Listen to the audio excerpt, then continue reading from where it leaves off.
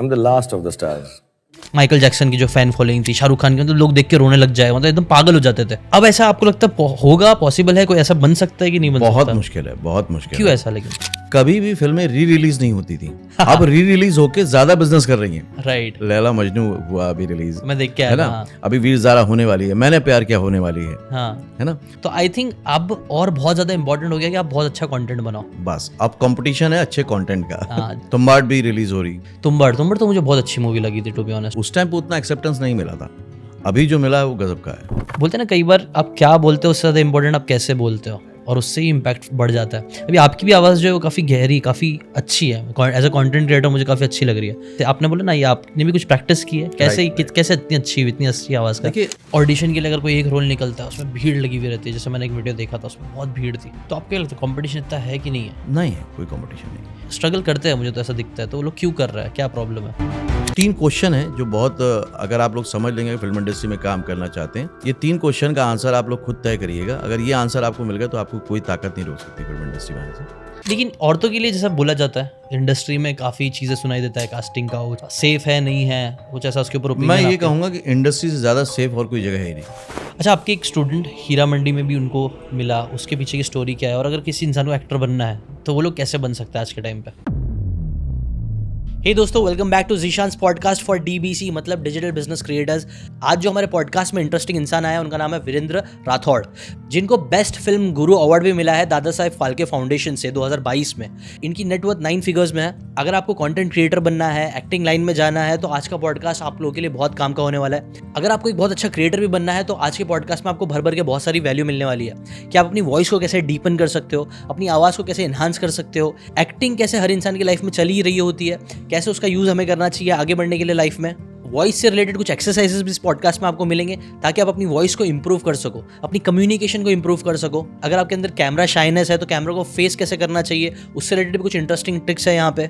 Switch on switch off method, उन्होंने एक पूरी बुक लिखी है एक्टिंग से रिलेटेड। उस बुक के बारे में हमने काफ़ी सारी बातें करी है। कॉर्पोरेट फिल्म मेकर्स क्या होते हैं, कैसे ये भी एक बहुत ही इंटरेस्टिंग फील्ड है जिसके अंदर बहुत सारे लोग फोकस नहीं कर रहे हैं, बट वहाँ से भी बहुत सारे पैसे बनाए जा सकते हैं। ऐसी कई सारी इंटरेस्टिंग बातें हमने करी आज के पॉडकास्ट में, जो आपको जरूर चेकआउट करनी चाहिए। So let's start. अच्छा, ये एक बहुत फेमस हुआ था, शाहरुख खान का वीडियो बहुत फेमस हुआ था, आपने भी शायद देखा होगा, we are the last of the stars, ऐसा बोला गया था। तो ये बात आपको लगता है कि एकदम सही है? अभी he was the last of the stars. Shahrukh Khan last superstar होंगे मेन स्ट्रीम सिनेमा के, ये बात सच है। वो जो क्राउड इकट्ठा होता था, एकदम पागल फैन फॉलोइंग, जैसे मतलब पहले आई थिंक माइकल जैक्सन की जो फैन फॉलोइंग थी, शाहरुख खान की, मतलब लोग देख के रोने लग जाए, मतलब एकदम पागल हो जाते थे। राइट। अब ऐसा आपको लगता है होगा, पॉसिबल है, कोई ऐसा बन सकता है कि नहीं बन सकता? बहुत मुश्किल है, बहुत मुश्किल। क्यों ऐसा? लेकिन क्योंकि जो इमोशनल कनेक्शन शाहरुख के साथ है, आप देखो, हर उम्र के बंदे का है। जैसे पहले अमिताभ बच्चन के साथ था, आज भी है ना, वो टाइमलेस हैं ये लोग। अब क्या हो गया है, हर जगह का अलग सुपरस्टार होगा। यूट्यूब का एक अलग सुपरस्टार होगा, रील्स का एक अलग सुपरस्टार होगा, मीडियम डिफरेंट होते जाएंगे। अब तो सुपरस्टार तो रहेंगे, लेकिन अब मीडियम अलग अलग हो जाएंगे। तो वो चीज़ें अब आएंगे। और अब देख रहे हैं जैसे कि हम अब हमारा जो सिनेमा है वो ग्लोबल होता जा रहा है। अब हम हिंदी फिल्म इंडस्ट्री बोलना गलत हो जाएगा। अब साउथ के लोग भी यहाँ काम कर रहे हैं, हम भी जाके साउथ में काम कर रहे हैं। तो अब जो बॉलीवुड का है या हिंदी सिनेमा है, वो ग्लोबल की तरफ जा रहा है। ओके। तो अब पूरी रीच जो है ग्लोबल है। तो ग्लोबल में एक स्टार बनना अब पॉसिबल नहीं हो पाएगा, क्योंकि ये बहुत जल्दी जल्दी चेंज होगा ट्रेंड। जैसे पहले एक स्टार था, सब टीवी के माध्यम से उसी को देख रहे थे। अब लोगों के पास ऑप्शंस और प्लेटफॉर्म्स इतने आगे कि सब डाइवर्ट, मतलब आधे कोई नेटफ्लिक्स पे हैं, आधे प्राइम पे है, आधे यूट्यूब पे हैं, आधे रील्स देख रहे हैं, तो वो एकदम डाइवर्ट हो गया। आई थिंक उसके जैसे भी पावर थोड़ा सा कम हो गया। बिल्कुल बिल्कुल, राइट। वही हो गया ना। अब जो लोग OTT प्लेटफॉर्म देखते हैं, उनके लिए पंकज त्रिपाठी स्टार है, उनके लिए मनोज वाजपेयी फैमिली मैन वाला स्टार है। तो सबके अलग अलग है, ये अच्छा ही है। अच्छा ही, राइट।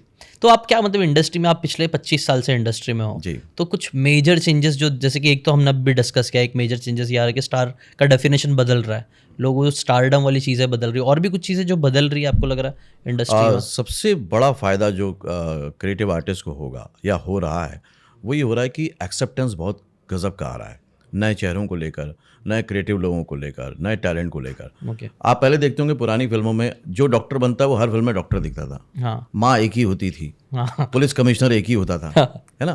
तो अब ऐसा नहीं है। ओके। अब इवन अगर जयपुर में शूटिंग हो रही है, तो वहाँ का जो लोकल प्रांत का बंदा होगा उसको प्रेफरेंस दिया जाता है, क्योंकि वो टोन मिलेगा उसका। ओके। तो अब हिंदी मतलब टिपिकल हिंदी नहीं रह गया है। तो इस टाइम पे इंडस्ट्री ऐसे दौर से गुजर रही है जहाँ पे वो बहुत नेचुरल होती जा रही है और जो एक आसपास की कहानी है उसके हिसाब से काम कर रही है। पहले एक फिक्स टेम्पलेट था, अब वो टेम्पलेट नहीं रह गया है। अब हर तरह की कहानी पे काम हो रहा है और सब लोगों को काम मिल रहा है। अब अगर आप देखेंगे तो हर दूसरी या तीसरी फिल्म से एक नया स्टार पैदा हो जाता है कि यार इसका काम बहुत गजब का था यार, इसका विजय सेतुपति। कोई सोच सकता था कि वो हिंदी फिल्म इंडस्ट्री में आके भी ऐसा कमाल कर जाएंगे? जबकि आप देखें तो उनमें कोई ऐसा टिपिकल स्टाइल नहीं है या रजनीकांत वाला सुपर पावर नहीं है। बड़ा नेचुरल सा करते हैं, बहुत नॉर्मल सा, या मैं कहूँ कि कुछ करते ही नहीं हैं, उसके बाद भी कमाल कर देते हैं वो। तो वो जो एक्सेप्टेंस है जो आज की डेट में, जो आप देखिए कमल हसन को नहीं मिल पाया, जो रजनीकांत को भी हिंदी फिल्म इंडस्ट्री में नहीं मिल पाया, आज विजय सेतुपति आते हैं और ले जाते हैं। ट्रू एग्जाम्पल एकदम कि आज की डेट में जो एक्सेप्टेंस है वो पहले कभी नहीं था। काफी ज्यादा लोग एक्सेप्ट कर रहे हैं, बहुत कोई भी इंडस्ट्री, मतलब लोग केयर नहीं करते कहाँ से है कौन अब है, कोई बट काम मजा आना चाहिए, मूवी मजा आना चाहिए, जो कंटेंट है बेसिकली। आई थिंक लोग कंटेंट की क्वालिटी अब बढ़ती जा रही है। जैसे आपने बताया ना, पहले एक टेम्पलेट था, अब लोग और क्रिएटिव होकर और अच्छा कर रहे हैं। कंपटीशन भी क्योंकि ग्लोबल हो गया, ये बात भी है, तो हमें भी अपना, सबको अपना बेस्ट देना है, तो सब अपने बेस्ट में, I think we are trying to find out self. हम अपने आप को भी, मतलब जो इंडिया है, इंडिया के जो कल्चर्स है, इंडिया की चीज़ें जो है, जो अपना एक्सेंट, ये सब चीज़ें पहले इतना केयर नहीं करते थे, अब लोग केयर कर रहे हैं, अब उसको भी लेके आके शोकेस कर रहे हैं। और अच्छी बात ये कि लोगों को पसंद भी आ रहा है। और अब इससे अच्छा और क्या होगा? आपने बदलते दौर की बात की, कभी भी फिल्में री रिलीज नहीं होती थी, हाँ अब री रिलीज होके ज्यादा बिजनेस कर रही हैं। राइट, लैला मजनू हुआ अभी रिलीज, मैं देख के आया है था। ना? हाँ अभी वीर ज़ारा होने वाली है, मैंने प्यार किया होने वाली हाँ है ना? तो री रिलीज में भी बिजनेस हो रहा है, और क्या चाहिए? राइट। अभी कौन सी मूवी है अभी, कौन सी सारा जो हम रहना है तेरे दिल में का, अभी मैंने एक न्यूज़ आर्टिकल देखा कि माधवन जी बोल रहे थे कि मतलब ही वाज वेरी सरप्राइज्ड कि इतना अच्छा रिस्पॉन्स अभी वापस से मिल रहा है उनको री रिलीज पे। तो लोगों को मतलब बेसिकली अच्छा कंटेंट देखना है, बड़े पर्दे पे देखना है, एक अलग फील के साथ देखना है, बस अच्छा होना चाहिए, चाहे वो कितना भी पुराना भी क्यों ना हो। अब कोई फर्क नहीं। तो आई थिंक अब और बहुत ज़्यादा इंपॉर्टेंट हो गया कि आप बहुत अच्छा कंटेंट बनाओ। बस अब कंपटीशन है अच्छे कंटेंट का। हाँ, जो जितना अच्छा कंटेंट बनाएगा आज नहीं तो कल फेमस हो ही जाएगा। और ऐसा हमने देखा भी है, कई बार हम देख रहे हैं कि कई सॉन्ग्स जो थोड़े पुराने थे, अच्छे सॉन्ग्स थे, आज हिट हो रहा है। कई एक्टर्स जो पुराने अच्छे एक्टिंग किए थे, आज उनको वो रिकग्निशन मिल रहा है। कोई तो और भी मूवी थी जिनको बहुत लेट रहे, हाँ ये लैला मजनू का एग्जांपल मैंने एक आर्टिकल में पढ़ रहा था कि लैला मजनू को उतना, उस टाइम तो फ्लॉप थी। हाँ उस टाइम पर रिस्पांस नहीं मिला, बट अभी मैं भी देख के आया, मैं मेरी वाइफ भी देख के आया। वैसे तो वो स्टोरी काफ़ी पुरानी है, पुराने आपने उसकी पुरानी मूवी भी बनी है, राइट? सर किसकी बनी है वो, कौन था? ऋषि कपूर जी के साथ थी उसमें, बट अभी वही स्टोरी को वापस से बना के अच्छे तुम्बाड़ भी रिलीज हो रही। तुम्बाड़ तो मुझे बहुत अच्छी मूवी लगी थी, टू बी ऑनेस्ट। आपको कैसी लगी तुम्बाड़? बहुत अच्छी फिल्म है, लेकिन अभी उस टाइम पे उतना एक्सेप्टेंस नहीं मिला था। अभी जो मिला है वो गजब का है। मैं तो मतलब मेरे टॉप 3 मूवीज ऑफ बॉलीवुड में तो एटलीस्ट आराम से हुआ है। वर्ल्ड की में लगा one of the best movies Tumbbad जो मुझे लगी।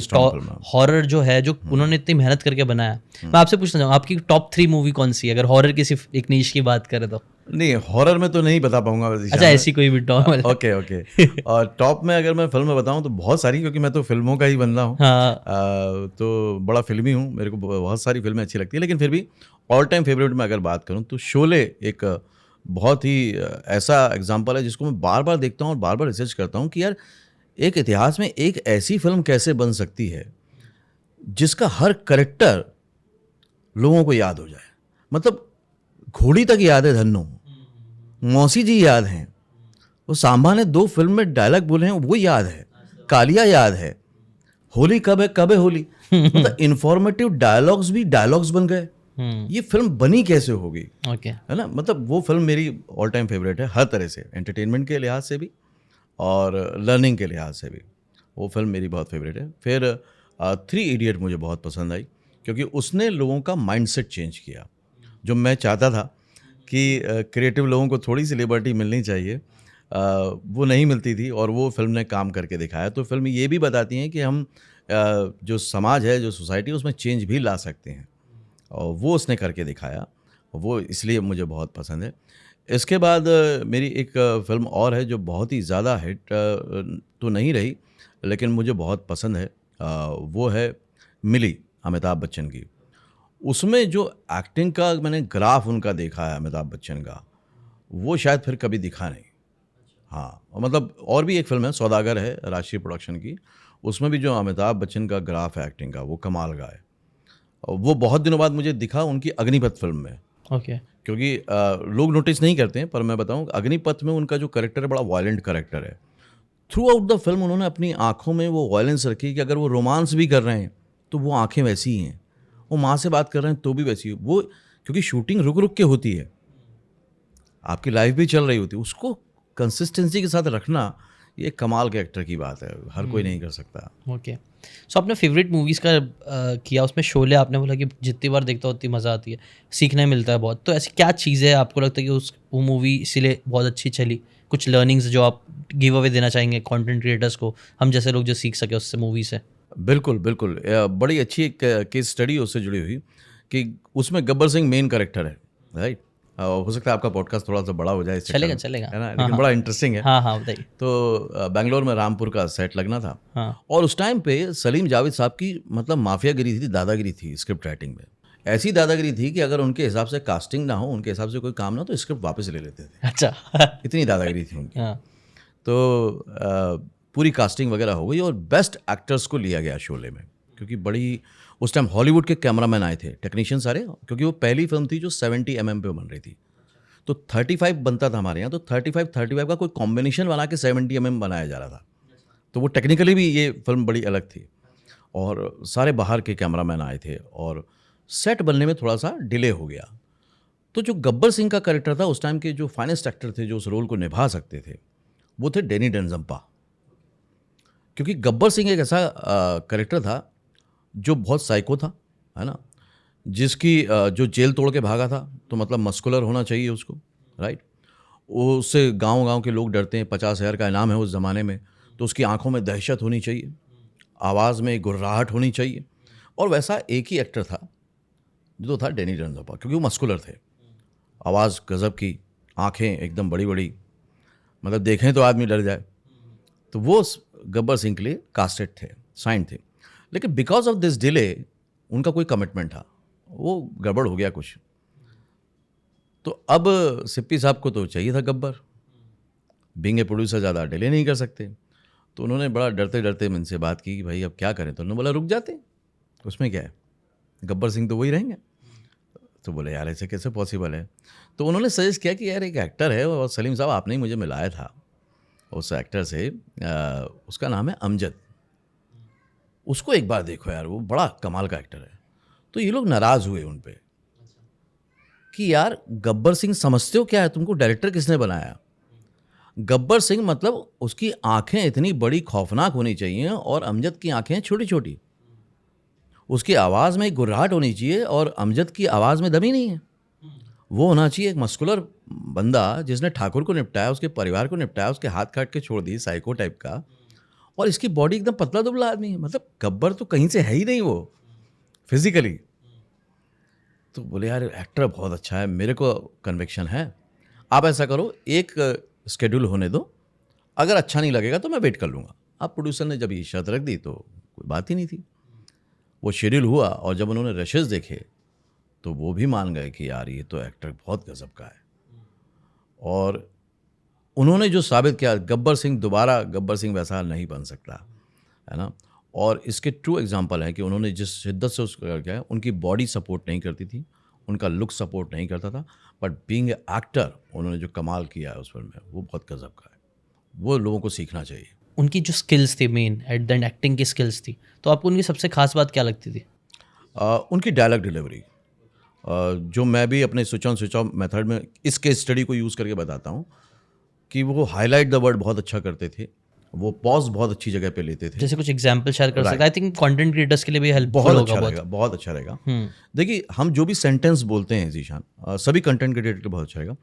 हर सेंटेंस में मेन मुद्दा या मेन सब्जेक्ट एक या दो चीज़ें होती हैं, बाकी हम सेंटेंस को स्ट्रक्चर करते हैं, ठीक है?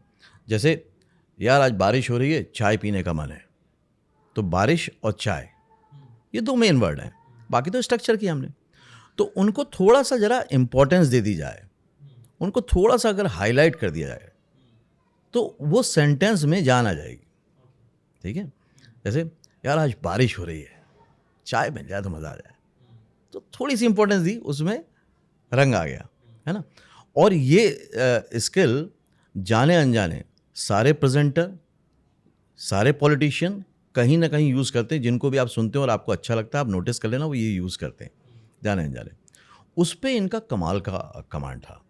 जैसे एक सीन है, कैमरा एक्टिंग में कहते हैं कि जो मेन टूल होता है एक्टर का, वो होता है वॉइस एंड आइज और facial expression. Theatre acting totally different है। थिएटर एक्टिंग में वॉइस और बॉडी होता है, मीडियम ही डिफरेंट है। तो एक सीन है जहाँ पर वो बोलते हैं ना कितने आदमी थे, राइट। अब उस सीन की खासियत यह है जीशान जी कि उसमें चेहरा नहीं दिख रहा है, मतलब एक्टर का मेन टूल गया, उसमें सिर्फ पैर दिख रहे हैं और बेल्ट दिख रही है। तो एक्टर के पास दिखाने के लिए कुछ है ही नहीं, कैसे एक्सप्रेशन दिखाएगा, राइट। और वो सीन शुरू होता है, वो बेल्ट है और पैर है, उनके डायलॉग आता है, कितने आदमी थे, सरदार 2, वो 2 थे और तुम 3, फिर भी वापस आ गए। उसके बाद वो टर्न होते हैं सुअर के बच्चों करके चिल्लाते हैं, तब फेस दिखता है। अब आप इसमें गौर कीजिए, कितनी इंफॉर्मेटिव लाइन है, कुछ भी नहीं है। कितने आदमी थे, कितने, मुद्दा क्या है, ऐसे कितने लोग थे भाई, तुम गब्बर के आदमी होके पिट के आ गए, तो ऐसे कितने लोग थे, तो कितने पे उन्होंने हाईलाइट किया है। कितने आदमी थे, सरदार 2, वो 2 थे, 2 और तुम 3, फिर भी वापस आ गए, फिर भी। तो कितने, 2, 3, फिर भी, इसको उन्होंने हाईलाइट कर दिया और देखिए जान आ गई उस ट्रैक। कितनी सिंपल सी ट्रिक है। It's very beautiful. मतलब बोलते हैं ना कई बार आप क्या बोलते हो उससे ज़्यादा इंपॉर्टेंट आप कैसे बोलते हो, और उससे ही इम्पैक्ट बढ़ जाता है। अभी आपकी भी आवाज़ जो है वो काफ़ी गहरी, काफ़ी अच्छी है, एज अ कंटेंट क्रिएटर मुझे काफ़ी अच्छी लग रही है। तो इसके बारे में हम पहले भी बात कर रहे थे, मैं चाहूँगा आप भी शेयर करो इससे रिलेटेड कि लोग अपनी आवाज़ कैसे, आपने बोला ना ये आपने भी कुछ प्रैक्टिस की है, कैसे कैसे इतनी अच्छी हुई, इतनी अच्छी आवाज़ का। देखिए, आवाज़ सबकी अच्छी होती है, सबकी आवाज़ बहुत अच्छी होती है, ऐसी कोई आवाज़ नहीं जो खराब होती है। आवाज़ सबकी अच्छी होती है, बस क्या होता है, इधर ए ट्रेंड वाइज और अनट्रेंड वाइज। एक आवाज़ है जिसको तैयार किया गया है और एक जिसको तैयार नहीं किया गया है। तो तैयार तो कोई भी कर सकता है, उसकी डिफरेंट एक्सरसाइज होती हैं, वोकल एक्सरसाइजेज होती हैं, वो मैंने की, मैंने खुद डेवलप भी की, फिर कुछ एक्सरसाइज जो switch on switch off book में मैंने बताई। तो उनके ज़रिए आप 10 मिनट अगर प्रैक्टिस करो, मैं आपको अगर 10 मिनट प्रैक्टिस कराऊंगा जीशान, आप अभी के अभी इंस्टेंट एक्सपीरियंस करोगे कि आपकी आवाज़ चेंज हो गई, आपको बोलने में बहुत ईजीनेस लग रही है और मज़ा आ रहा है, बोलने में मज़ा आ रहा है। अच्छा, वैसा फील हो जाएगा 10 मिनट अगर हम टाइम निकाल के कर पाएँ। हाँ। इतना प्रैक्टिकल है। तो उसको शॉर्ट बता सकते हैं हम, थोड़ा सा शेयर करें, मैं कोई बिल्कुल एक बता देता हूँ। एक्सरसाइज, वैसे तो बहुत होगी ना। हाँ, तो ये इसको बोलते हैं वाइब्रेटो। ओके। ये मैंने जब डिस्कवर किया था तो इसका नाम मैंने खुद ही वाइब्रेटो दिया था और मैंने इसको बहुत यूज़ किया है। ओके। खास तौर से डबिंग के टाइम पे या उस टाइम पे।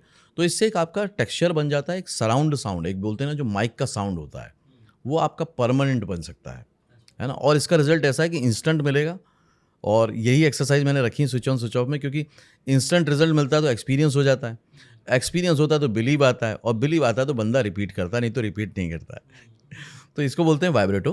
इसमें डबल ए का साउंड करना है। ओके। या हिंदी का आ बोले तो विद द मात्रा आ। आप जैसे ही आ बोलेंगे तो देखिए यहाँ पे वॉइस जाएगा आपका, आ वॉइस यहाँ जा रहा है। अब इस आ के साथ हल्का सा वाइब्रेशन, ठीक है। हाँ, ये वाला है, थोड़ा सा लाउड करेंगे बस।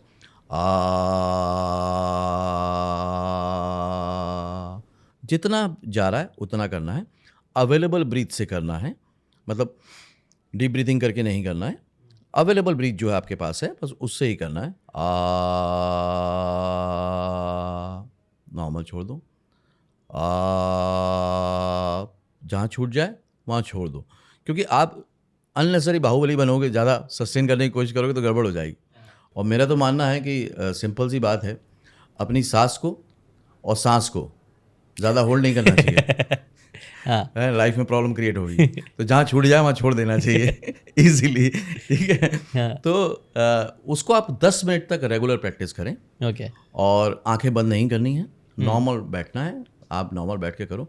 10 मिनट के अंदर आप प्लीज़ वापस आके कमेंट करके मुझे बताइएगा कि आपको कितना फ़ायदा हुआ। जरूर करना। तो इससे क्या होगा, हस्कीनेस बढ़ जाएगा वॉइस की और गहरापन आएगा, वॉइस टेक्सचर आ जाएगा। हाँ। बेस टेक्सचर आएगा आपका वॉइस का। और क्या होता है, हम जो बोलते हैं, जो साउंड है वो पैदा कहाँ से होता है, कभी सोचा है? कहाँ से? ये जो आवाज़ आ रही है, हाँ, ये पैदा कहाँ से हुई? कहाँ से हो रही है आवाज़? पैदा होती है, देखिए इतने सालों से हम आवाज़ के साथ रह रहे हैं और हमें मालूम नहीं कि आवाज़ कैसे पैदा होती है। तो अगर किसी भी चीज़ को ठीक करना है तो मालूम होना चाहिए कि वो रूट कहाँ से है, राइट। आवाज़ पैदा होती है जब हवा किसी चीज़ से टकराती है। फ़ैन ऑफ है, आवाज़ नहीं करेगा, आप ऑन करेंगे हवा से टकराएगा, आवाज़ करेगा। पेड़ रास्ते में खड़ा है, आवाज़ नहीं करेगा, राइट। हवा चलेगी, थोड़ी सी आवाज़ करेगा, हवा और तेज़ होगी और तेज़ आवाज़ करेगा, आंधी आएगी और तेज़ आवाज़ करेगा। तो हवा की इंटेंसिटी जितनी ज़्यादा होगी, आवाज़ उतनी स्ट्रांग होगी। अब हमारी हवा है, हमारी ब्रीथ, सांसें, वो जितना उसका स्टेमिना होगा, जितनी वो स्ट्रांग होगी, आपकी वॉइस उतनी अच्छी होगी। तो वाइब्रेटो से मल्टीपल विटामिन की गोली है ये एक्सरसाइज। इससे आपका टेक्सचर ठीक होता है, क्योंकि अवेलेबल ब्रीथ से कर रहे हैं आप और उसको सस्टेन कर रहे हैं, तो वो क्या होता है, आपका स्टेमिना भी बढ़ता है ब्रीदिंग का। और एक बोलने के लिए अगर आपको ज़्यादा बोलने वाला काम करना है, जो क्रिएटर्स को करना ही होगा, तो उससे वो दोनों चीज़ें एक बार में ठीक हो जाएगी। 10 मिनट रोज़ करना है बस, कहीं भी करें। बहुत इंटरेस्टिंग, काफ़ी प्रैक्टिकल लग रहा है मेरे को ये। ऐसे और भी कुछ है, एक दो कुछ और शायद शेयर करना चाहेंगे आप? बिल्कुल कर सकता हूँ। वाइब्रेटो के साथ साथ आप कर सकते हैं, अगर आपको लगता है कि कुछ वर्ड है जो आप क्लीन नहीं बोलते हैं, है ना। आजकल वैसे भी क्या हो गया ना, ओवरलैपिंग वाले वर्ड हम लोग यूज़ करने लगे हैं क्योंकि बातचीत कम हो गई। एक बड़ा इंटरेस्टिंग फैक्ट बताता हूँ आपको, है ना।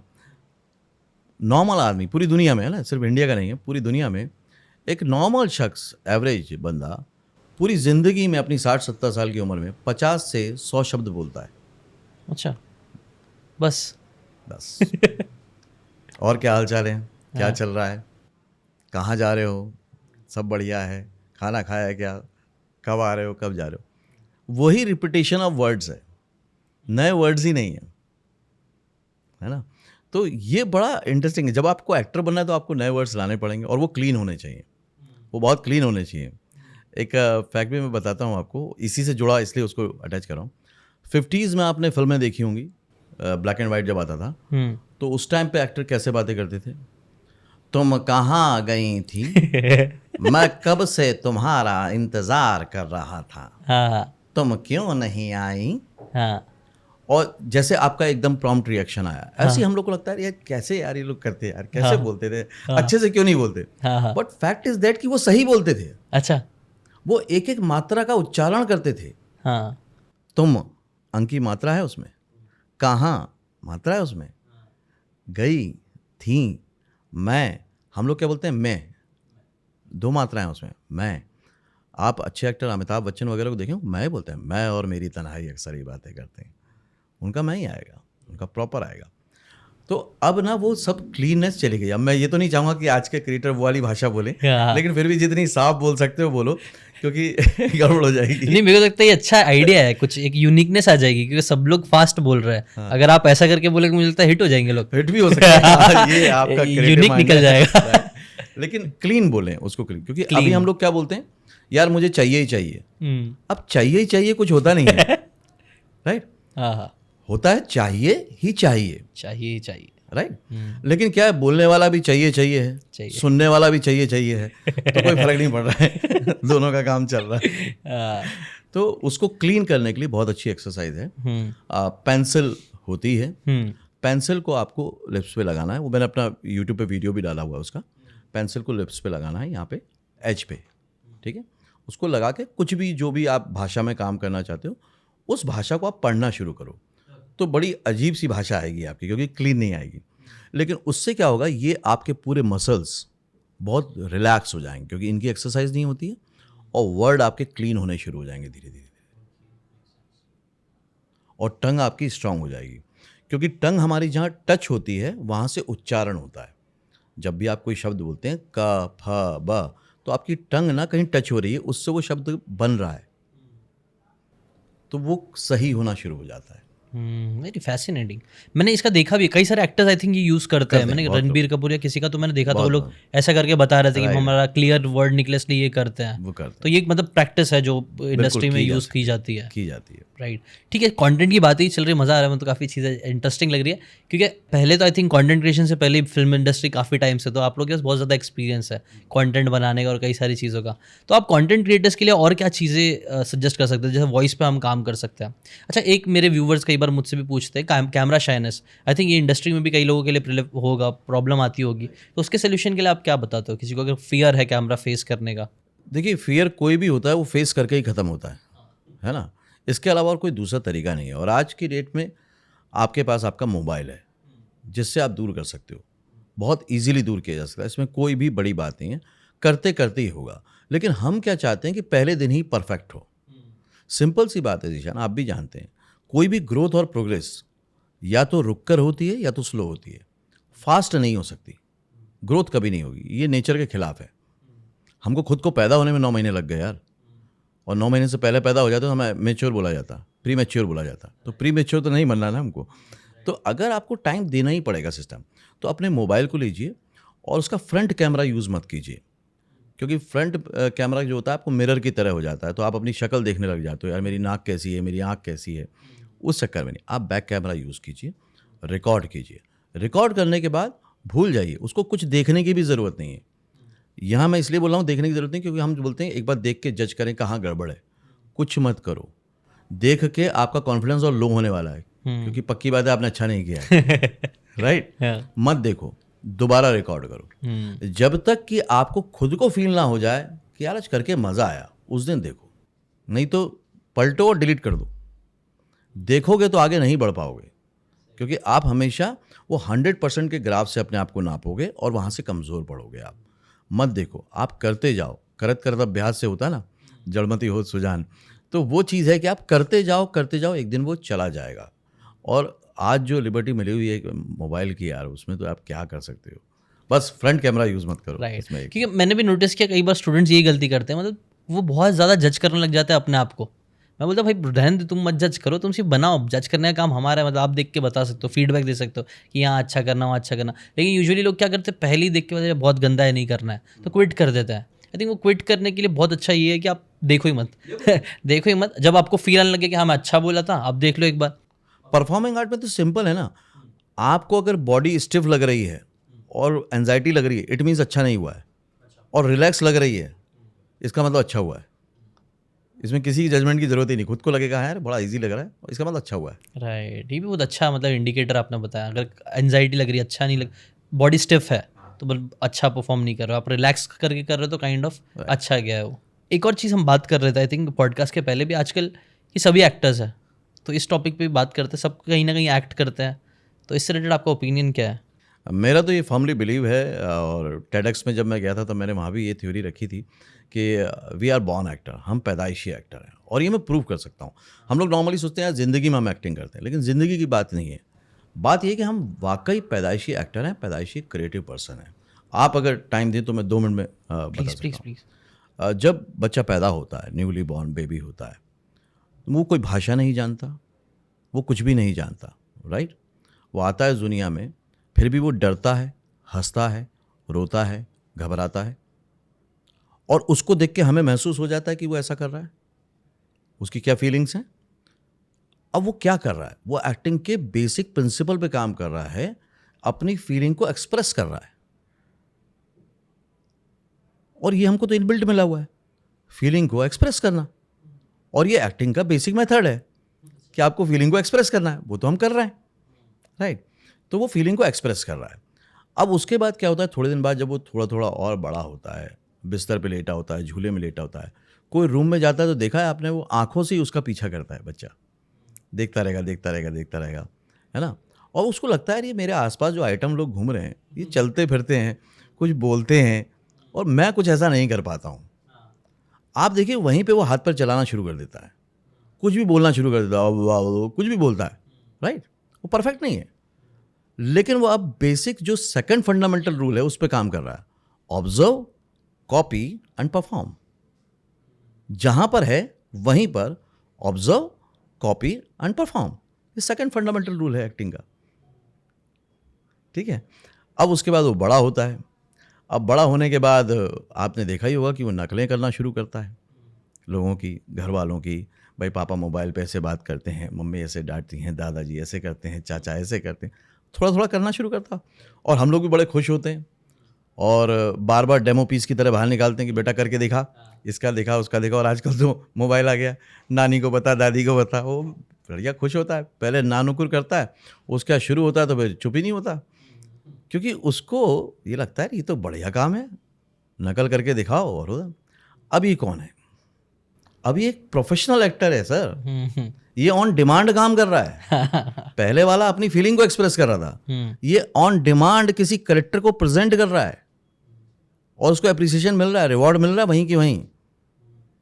ये प्रोफेशनल एक्टर बन चुका है, क्योंकि उसकी स्थिति वो नहीं है, वो किसी और करेक्टर को प्ले कर रहा है और अभी उसने कहीं से सीखा नहीं है। वो परफेक्ट भी नहीं कर रहा, उसकी भाषा भी तोतली है, वो एज इट इज़ भी नहीं कर रहा है, लेकिन फिर भी सब लोग खुश हो रहे हैं और इतना ज़्यादा उसका कॉन्फिडेंस और कन्विक्शन है जीशान जी कि वो अपने आप को नहीं बदलता, आसपास के लोग उसकी भाषा में बात करने लग जाते हैं। हम तोतले हो जाते हैं, हम बच्चों जैसे करने लग जाते हैं, वो नहीं बदलता। अब ये कौन है? अब ये है एक सुपरस्टार मेरी नज़र में, जो इतना इन्फ्लुएंस कर रहा है कि आसपास के लोग उसके जैसे हो रहे हैं। अब फिर जब इतना सब कुछ अच्छा है तो फिर गड़बड़ कहाँ हुई? गड़बड़ तब हुई जब ये बच्चा थोड़ा सा और बड़ा हुआ और इसने वही कंटिन्यू रखा क्योंकि उसको मज़ा आ रहा था और ये करता गया और एक दिन कर रहा था और पीछे से एक चपत पड़ी, क्या कर रहा है? पागल हो गया क्या? है तो बच्चा है क्या? तो बड़ा हो गया है, ये क्या जोकरों जैसी हरकत कर रहा है? ये बेचारे बच्चे को समझ में नहीं आता क्या जिस चीज़ पे मुझे तालियां मिलती थी उसी चीज़ पे मुझे गालियां क्यों मिल रही हैं? और जिस दिन उसकी बुद्धि जागती है, इंटेलिजेंस जागती है कि ओहो मैं बड़ा हो गया, और बड़े लोग ऐसा नहीं करते, बड़े लोग ऐसा नहीं करते, उस दिन से गलती से वो कलाकार मर गया। और इसमें हमारे अपनों का ही हाथ है। अब इस पर बाकी लोग नाराज़ मत हो ना अपने माँ बाप पे, उन बेचारों के साथ भी यही हुआ है। बट क्या हुआ, वहाँ पे उसको लग गया बड़े लोग ऐसा करते हैं। तो बड़े लोग कैसा करते हैं? बड़े लोग ज़्यादा हंसते नहीं हैं, हंसते हैं तो ऐसे हंसते हैं, किसी के सामने रोते नहीं हैं, मतलब सब कुछ करते हैं लेकिन अपनी फीलिंग को एक्सप्रेस नहीं करते, जो कि हमारा बेसिक नीड था। हम बड़े लोग वैसा कुछ भी नहीं कर रहे जिसके साथ हम पैदा हुए थे। तो एक्चुअली मैं बार बार एक्टिंग क्लासेस में और वर्कशॉप्स में सब जगह ही बोलता हूँ कि मैं आपको एक्टिंग नहीं सिखाता हूँ, मैं आपके अंदर के एक्टर को डिस्कवर करता हूँ। वो आज भी है, लेकिन ये 15-20 सालों में जो झिझक आ गई है, वो इंटेलिजेंस और बड़प्पन की बात आ गई है, उसने उसको दबा दिया है। वो तो आज भी है। बचपन में हमने सबने ही पेंटिंग्स बनाई हैं, कार्टून बनाए हैं, मिट्टी के घर बनाए हैं, क्या क्रिएटिव फॉर्म नहीं किया हमने? सब किया है और क्या मज़े में किया है। तो मेरा तो फर्म बिलीव है कि we are born actor, we are born creative. आपने बहुत ज़्यादा ब्यूटीफुली ये चीज़ को एक्सप्लेन कर दिया। और I think it's not just about acting. ज़िंदगी जीने के लिए आपको ऐसे ही जीना चाहिए। बच्चे होते हैं तो हम एक्सप्रेस कर पाते हैं अपनी फीलिंग्स, धीरे धीरे हम अपना एक्सप्रेस करना बंद कर देते हैं, और एक्सप्रेस करना बंद कर देते हैं वही मेंटल इलनेसेस बन जाती है, वही उसकी वजह से फिर दवाइयाँ खाते हैं क्योंकि हम एक्सप्रेस नहीं कर पा रहे। गुस्सा आ रहा है बट गुस्सा नहीं करना है, खुश है लेकिन हंस नहीं सकते क्योंकि लोग क्या बोलेंगे, इतना अजीब सा हंस रहा क्यों है। हम लोग गलत तरीके से एक्ट करने लग जाते हैं, आप बोल सकते हो, मतलब जैसा नहीं करना चाहिए ना। हम अपने फंडामेंटल्स भूल जाते हैं। आपने वो बच्चे वाला एग्जाम्पल में बहुत पावरफुल लगा और मुझे लगता है ज़िंदगी भर याद रहेगा। आप पिछले 25 साल से इंडस्ट्री में हैं, आपकी थोड़ी शॉर्ट में अगर आप स्टोरी भी बताना चाहे लोगों को, और अपना प्राउडेस्ट मोमेंट भी उस स्टोरी के बीच में कहीं। प्राउडेस्ट मोमेंट तो मैं कहूँगा जीशान जी, मैं शायद दुनिया का सबसे लकीस्ट पर्सन हूँ। हर मोमेंट मेरे लिए प्राउडेस्ट है, क्योंकि मैं जो भी अभी कर रहा हूँ या अभी आपके साथ बातें बैठ के शेयर कर रहा हूँ, और आपके चैनल से मैंने बहुत कुछ सीखा है, क्योंकि बुक पढ़ने का शौक़ था मुझे, और सीखें चैनल ऐसा कोई हो नहीं सकता बुक लवर जो छोड़ दे। तो मैंने बहुत कुछ सीखा। और उसके बाद इनफैक्ट एक और चीज़ बता रहा हूँ आउट ऑफ द उस जाके, कि मैं जब कोर्स डिज़ाइन कर रहा था तो आपका भी एक कोर्स निकला था। हाँ। तो मैंने वो परचेज़ किया था, मैंने देखने के लिए कि आप वो एनिमेशन वगैरह में कुछ बनाते तो मतलब मैं भी सीखूं जरा उससे। तो मैंने बाय भी किया था उसको, और उससे बहुत कुछ मुझे इंसाइट मिला था। Thank you. तो वो बहुत अच्छा रहा। तो वो प्राउडेस्ट मोमेंट तो ये है कि आपको जब ये फील हो कि यार मज़ा आ गया, यार ये कैसे मिल गया मुझे, तो मुझे वो तो हर पल मिलता है। और अब तो हर दूसरे दिन जब कोई मेरा स्टूडेंट आके बोलता है सर मुझे यहाँ काम मिल गया और ये मेरा हो गया सपना पूरा। आज एक 42 इयर्स की नीलम हुंडल हैं जो पंजाब में रहती हैं, जिन्होंने कभी काम नहीं किया, उन्होंने ऑनलाइन कोर्स से सीखा और आज वो जी पंजाबी की 178 एपिसोड की मेन लीड कर रही हैं। अभी कलर्स वालों ने उनको बुलाया है। गिरीश करके अहमदाबाद के हैं, बैंक में जॉब करते थे, ICICI बैंक में मैनेजर पोस्ट पे थे, बहुत डरे हुए थे। मैंने उनको बोला कि मैं आपको बताऊंगा कैसे करना है, आप चिंता मत करो। आज वो मुंबई शिफ्ट हो चुके हैं, जॉब छोड़ चुके हैं, परमानेंटली यहाँ पर काम कर रहे हैं। ये सब प्राउड मोमेंट है, राइट। क्योंकि जब आप अपनी लाइफ चेंज करने के साथ साथ दूसरों की लाइफ में भी कुछ चेंज ला रहे हो, इम्पैक्ट लाते हो, तो वो जो मोमेंट होता है ना यार, वो वैल्यूलेस है यार, उसकी वैल्यू हम लगा नहीं सकते। वो जब मोमेंट आता है ना तो ऐसा लगता है यार कितना कम किया है यार, तो इतना बोल रहे हैं, तो इतना फ़र्क पड़ रहा है, अगर दिल से और लग जाएँ यार और कर जाएँ तो क्या हो सकता है यार, बदल सकता है। और मैं ना कलाकारों को यार ना बेचारा नहीं देख सकता यार, ये मेरी दिक्कत है। मुझे कलाकारों को बहुत ऊपर देखना है। मेरी तो लाइन ही है, कला ही कर्म है, कला ही धर्म है और कला ही अथा संसार। मेरी पूरी लाइफ ही उसके इर्द गिर्द है ना। तो ये तो है प्राउडेस्ट मोमेंट की बात कि हमेशा ही रहा है, क्योंकि जब कभी बचपन में मैं रामलीला या थिएटर करता था तो वो प्राउडेस्ट मोमेंट हुआ था कि यार मैं काफ़ी लोगों में से अलग हूँ कि मैं ये कर पा रहा हूँ। तो वो सब किया और बहुत किया, थिएटर बहुत एंजॉय किया। पढ़ने में ठीक ठाक था, एवरेज था, लेकिन ज़िम्मेदारी से पढ़ लिया, फिर भी पोस्ट ग्रेजुएशन कर लिया। और भोपाल में शहर से हूँ मैं, वहीं की पैदाइश परवरिश है, तो वहीं पे मैंने सारा काम किया और अपने शहर से ही मैंने इसी फील्ड में काम करना शुरू किया। और ये मैं सबसे कहूँगा कि आप जहाँ पर हैं, मैं बात कर रहा हूँ इन 90s की, जहाँ मैंने किया तब इतने मौके नहीं थे। आज तो मौके हैं, अपने शहर से काम करिए। तब यूट्यूब नहीं था, आज यूट्यूब है, आज इंस्टाग्राम है। आप प्लीज़ करिए, अपने शहर में अपने आप को इतना पक्का कर लो, इतना तैयार कर लो कि अगर आपको फिल्म इंडस्ट्री में आना पड़े तो आपको कोई दिक्कत ना आए। तैयारी अपने घर पे करो, यहाँ आके परफॉर्म करो, सिंपल सी बात है। मैदान में आने से पहले तैयारी करो, मैदान में उतरने के बाद तो खेलो। तो वो मेरे लिए बहुत ही अच्छा रहा कि मैं वहाँ तैयारी करके आया। 2001 में मैं शिफ्ट हुआ और पूरा प्लानिंग से आया। मुझे ये क्लियर था कि मुझे स्ट्रगल नहीं करना है ना। और स्ट्रगल वर्ड से मेरे को बहुत नफरत है, और ये फिल्म इंडस्ट्री में बड़ा ब्रांड बन गया है स्ट्रगल, और किसी इंडस्ट्री में आप नहीं सुनोगे, है ना। यहाँ पे बोलता है मैंने बहुत स्ट्रगल किया और उसमें से 99% कहानी झूठी है। अच्छा। कोई सच नहीं है। हाँ। लेकिन वो छपती हैं इसलिए बताई बिकती है जाती हैं, वो, हाँ, बिकती हैं। हाँ। हमारी अकेली इंडस्ट्री जहाँ की गॉसिप और फेक न्यूज़ बिकती है, और किसी इंडस्ट्री का पोटेंशियल नहीं है। हाँ। क्यों ऐसा, क्यों आप खराब चीज़ें क्यों बिकती है इतनी? क्योंकि लोगों को मज़ा आता है ना। हाँ। अच्छा, बोले शाहरुख खान के घर ये हो रहा है, हाँ, हाँ। अरे वाह वाह, तो उसमें भी इंटरेस्ट आता है। तो हमारे अंदर इतना पोटेंशियल है कि हमारी गॉसिप भी बिकेगी। ऐसा फेक न्यूज़ भी क्रिएट की जाती है इंडस्ट्री में बहुत, अब तो न्यूज़ क्रिएट ही होती है, सब चीज़। अब तो क्रिएट ही होती है। हाँ, बहुत रियलिटी बहुत कम होती है। बहुत कम, बहुत कम। ये अब मेरे को ना- परसेप्शन है रिपोर्टर का, हाँ। चैनल का, फिर उस पर एक परसेप्शन है ना भाई। आप एग्जांपल देखेंगे तो सुशांत सिंह राजपूत को सबने अपने अपने तरीके से यूज़ किया कि नहीं किया, राइट। वो एक दुखद घटना है सिनेमा की, लेकिन उसको सबने अपने अपने तरीके से इस्तेमाल किया, और आज कोई बात भी नहीं कर रहा। अभी लेवरेज कम हो गया, लेवरेज कम हो गया। अभी वापस अगर हाइप पड़ी तो सब वापस बनाएंगे, तो अलग अलग अपना क्रिएट होती पर्सपेक्टिव। हैं। तब तो सब लोग ये भी बता रहे थे कि मर्डर कब हुआ, कितने बजे हुआ, किसने किया, इतना तो सबको पता था। अब किसी को कुछ नहीं पता है, राइट। सैड। तो मैं जब मुंबई आया तो 2001 में आया, तो ये प्लान करके आया मैं कि 2005 में मैं अपनी पहली फिल्म बनाऊंगा। कैसे बनाऊंगा, कहाँ से पैसे आएंगे नहीं मालूम, क्योंकि मैं मिडिल क्लास से हूँ, आउटसाइडर हूँ। बस ये था मन में यार कि यार अपनी फिल्म बनाऊंगा यार, वो बनाना है मुझे फिल्म। तो मैंने कोशिश शुरू की, सारे डिपार्टमेंट में काम किया, एक्टिंग में गया, क्विट किया, फिर डबिंग में गया।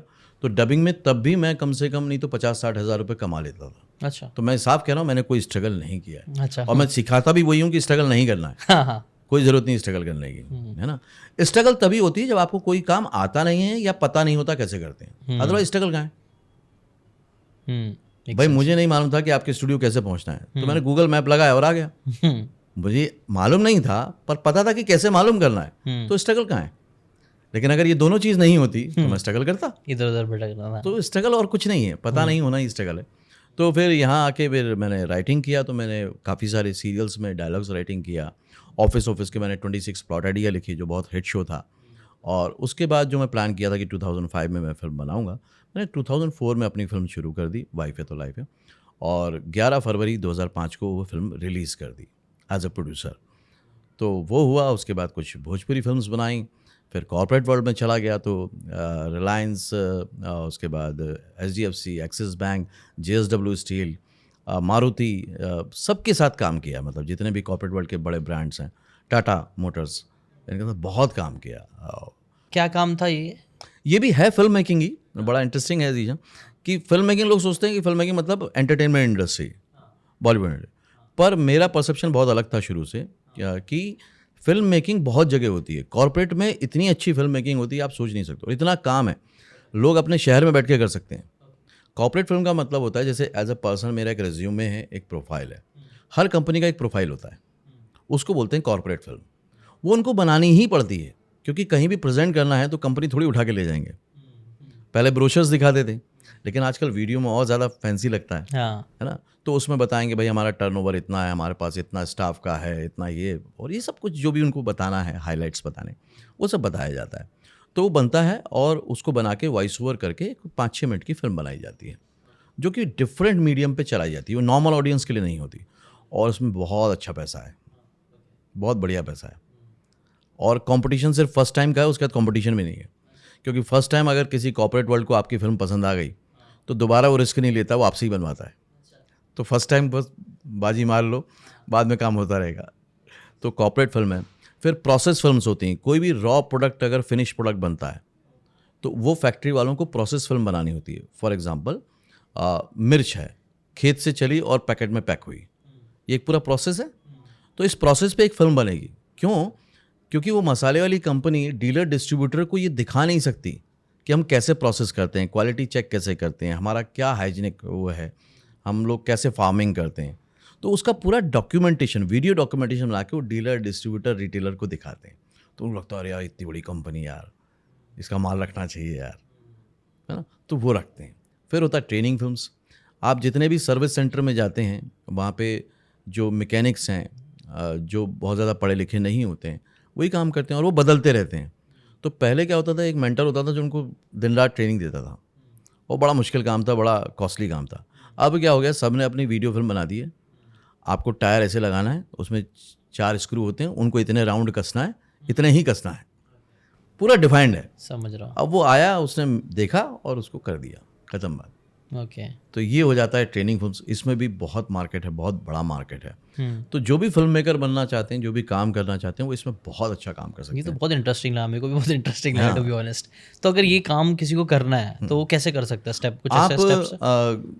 आजकल तो सिंपल है कि आप गूगल पे जाइए, सर्च कीजिए, आपके लोकल जो भी एड एजेंसीज हैं उनको कांटेक्ट कीजिए और उनको प्रपोजल दीजिए कि आप जिसके साथ भी काम करना चाहते हैं, मेरे को एक बार प्रेजेंटेशन का मौका दीजिए, मैं बना के देता हूँ। एड एजेंसी से एड कांटेक्ट एजेंसीज करना को, है? लोकल एड एजेंसीज को। ओके।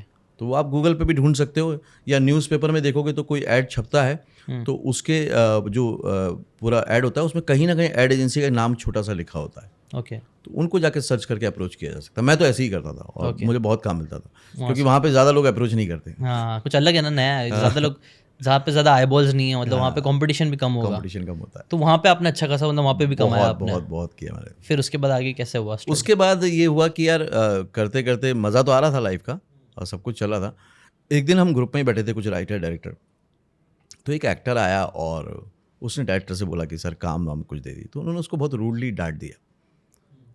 वो मेरा टर्निंग पॉइंट था। तो उसके जाने के बाद मैंने बोला यार तूने ऐसे क्यों बोल दिया उसको? तो बोला वीरेंद्र तुम्हें क्या मालूम, दिन में 100 आते हैं एक्टर बनने, मुंह उठा के चले आते हैं, कुछ पता होता नहीं है और यहाँ आके हमारी जान खाते हैं। तो मतलब बात तुम्हारी भी सही है, लेकिन उसको पता नहीं है। अब ये कैसे पता करेगा बेचारा, कहाँ पता करेगा? कोई जगह ही नहीं है यहाँ पता करे। भाई बाकी सब करियर में काउंसलिंग होती है, बाकी सब चीज़ों के बारे में स्कूल कॉलेज में बताया जाता है, इसके बारे में तो बताने वाला ही कोई नहीं है। बेचारा घर में भी बात नहीं कर सकता, है ना। क्योंकि हमारे हिंदुस्तान में क्या है, सेलिब्रिटी का पड़ोसी बनना सबको पसंद है। अपने घर में कोई बोले सेलिब्रिटी बनना तो टेंशन हो जाती है ना। उसका पड़ोसी ठीक है, यहीं गली में खेलता था, हाँ यहीं तो बैठा रहता था, हमने देखा है। तो वो बड़ा आसान होता है ना, क्योंकि उसके साथ आपका कुछ लगा नहीं है। तो अपने घर में नहीं होता। तो वो सब जब मैंने सोचा तो मैंने बोला यार वीरेंद्र तेरे को कैसे सक्सेस मिली, तू भी तो इसी तरह से आया था। तो मैंने देखा है मेरा अप्रोच करने का तरीका बहुत ज़्यादा था कि जब तक वो मिल नहीं जाता था मैं कुछ ना कुछ करता रहता था। तो मैंने बोला यार हर आदमी तो नहीं कर सकता, सबकी फाइनेंशियल कैपेबिलिटी, सबका एक पैशन का लेवल, आसपास के लोग, फैमिली का प्रेशर, सबका अलग अलग हो सकता है। तो ऐसे तो कितने आर्टिस्ट दबके रह गए होंगे, और इसी वजह से हमारी इंडस्ट्री बदनाम हो रही कि बहुत स्ट्रगल है। तो मैंने स्ट्रगल क्यों नहीं किया, मुझे क्यों नहीं ज़रूरत पड़ी थी स्ट्रगल करने की? तो मैं यार ये इस बात ना सब तक पहुंचानी चाहिए, जो मेरा एक्सपीरियंस है मैं सबको बता दूंगा। क्योंकि हुआ ये कि इंडस्ट्री में जितने लोग भी सक्सेसफुल हुए वो इंडिविजुअल हो गए, मतलब वो आम पब्लिक से कट गए। तो बातें बाहर नहीं आई तो वही स्ट्रगल की फैंसी स्टोरी आई, या फिर किसी ने बोल दिया मेरे अंदर टैलेंट था। अब नया बंदा डर जाता है मेरे अंदर टैलेंट है कि नहीं है, या किसी ने बोल दिया मैं तो बहुत लकी था, तो उस पर तो हमें बचपन से ही शक था हर किसी को कि भाई लक है भी कि नहीं है, है ना। तो अब वो बेचारा समझ नहीं पाता, वो डर जाता है, उसके घर वाले उससे ज़्यादा डर जाते हैं। तो करे क्या? तो मैं अवेयरनेस लाऊंगा कि नहीं, इस इंडस्ट्री में काम मिल सकता है और बहुत अच्छी इंडस्ट्री है, मुझे मिला, आपको भी मिल सकता है, और मैं ओपनली रख दूंगा सारी बातें। तो मैंने website.com में चला गया और मैंने सारे बिजनेस वाइंड अप किए अपने, और मैंने लगा अब यही काम करना है, इसको करना है, क्योंकि ऑनलाइन जाना है। तो मैं थे और मेरा पार्टनर थे अरुण मल्होत्रा जी, भोपाल शहर से था मैं, तो वो उन्होंने बोला, उनको अच्छा लगा कॉन्सेप्ट कि चलो इस पे काम करते हैं, बिजनेस मॉडल भी था साथ में। फिर काम करते हैं, हमने काम शुरू किया, 1.5-2 साल करीब हमने काम किया उस पर, और हम डिज़ास्टर हुआ हमारे साथ, इतने बड़े फ्लॉप हमने ज़िंदगी में नहीं देखी थी। हमारे करीब करीब 2.25-3 करोड़ रुपए ख़राब हो गए, और 1.5 साल में, और कुछ नहीं मिल पाया, हमें कुछ नहीं कर पाया। 30-35 लोगों का स्टाफ था, वो सब बंद किया, वाइंड अप किया। तो मेरे पार्टनर तो बोले मुझसे कि यार छोड़ो, एक प्रोडक्ट था, फेल हो गया, जाने दो। बट मैं मुंबई आया वापस, और मैं रोज़ ऑफिस जाता था, मेरा मन नहीं मानता था कि यार अगर 8-10 हज़ार विजिटर आ रहा था, तो मतलब लोगों को चाहिए तो सही, मैं डिलीवर कैसे करूं? और उस टाइम पे मुझे सब लोग कुछ और ही समझा रहे थे, पुराने काम पे लौट जा, वो लाइफ अच्छी थी, जो कमाया वो बर्बाद हो गया, है ना, क्या करना है इसको करके। पर मेरा था कि यार कुछ तो है यार। फिर अचानक वो बोलते हैं ना कि कुछ हो जाता है, वो यूट्यूब मैंने देखा, और मैंने बोला यार ये तो डायरेक्ट मैं अपनी बात कर सकता हूँ, मुझे तो किसी कंटेंट राइटर की भी ज़रूरत नहीं है, जो है मेरे अंदर है, एक्सपीरियंस है, मुझे कोई स्क्रिप्ट की ज़रूरत नहीं है, एक्टर रहा ही हूँ तो कैमरा फियर भी नहीं है तो मैं कर सकता हूँ।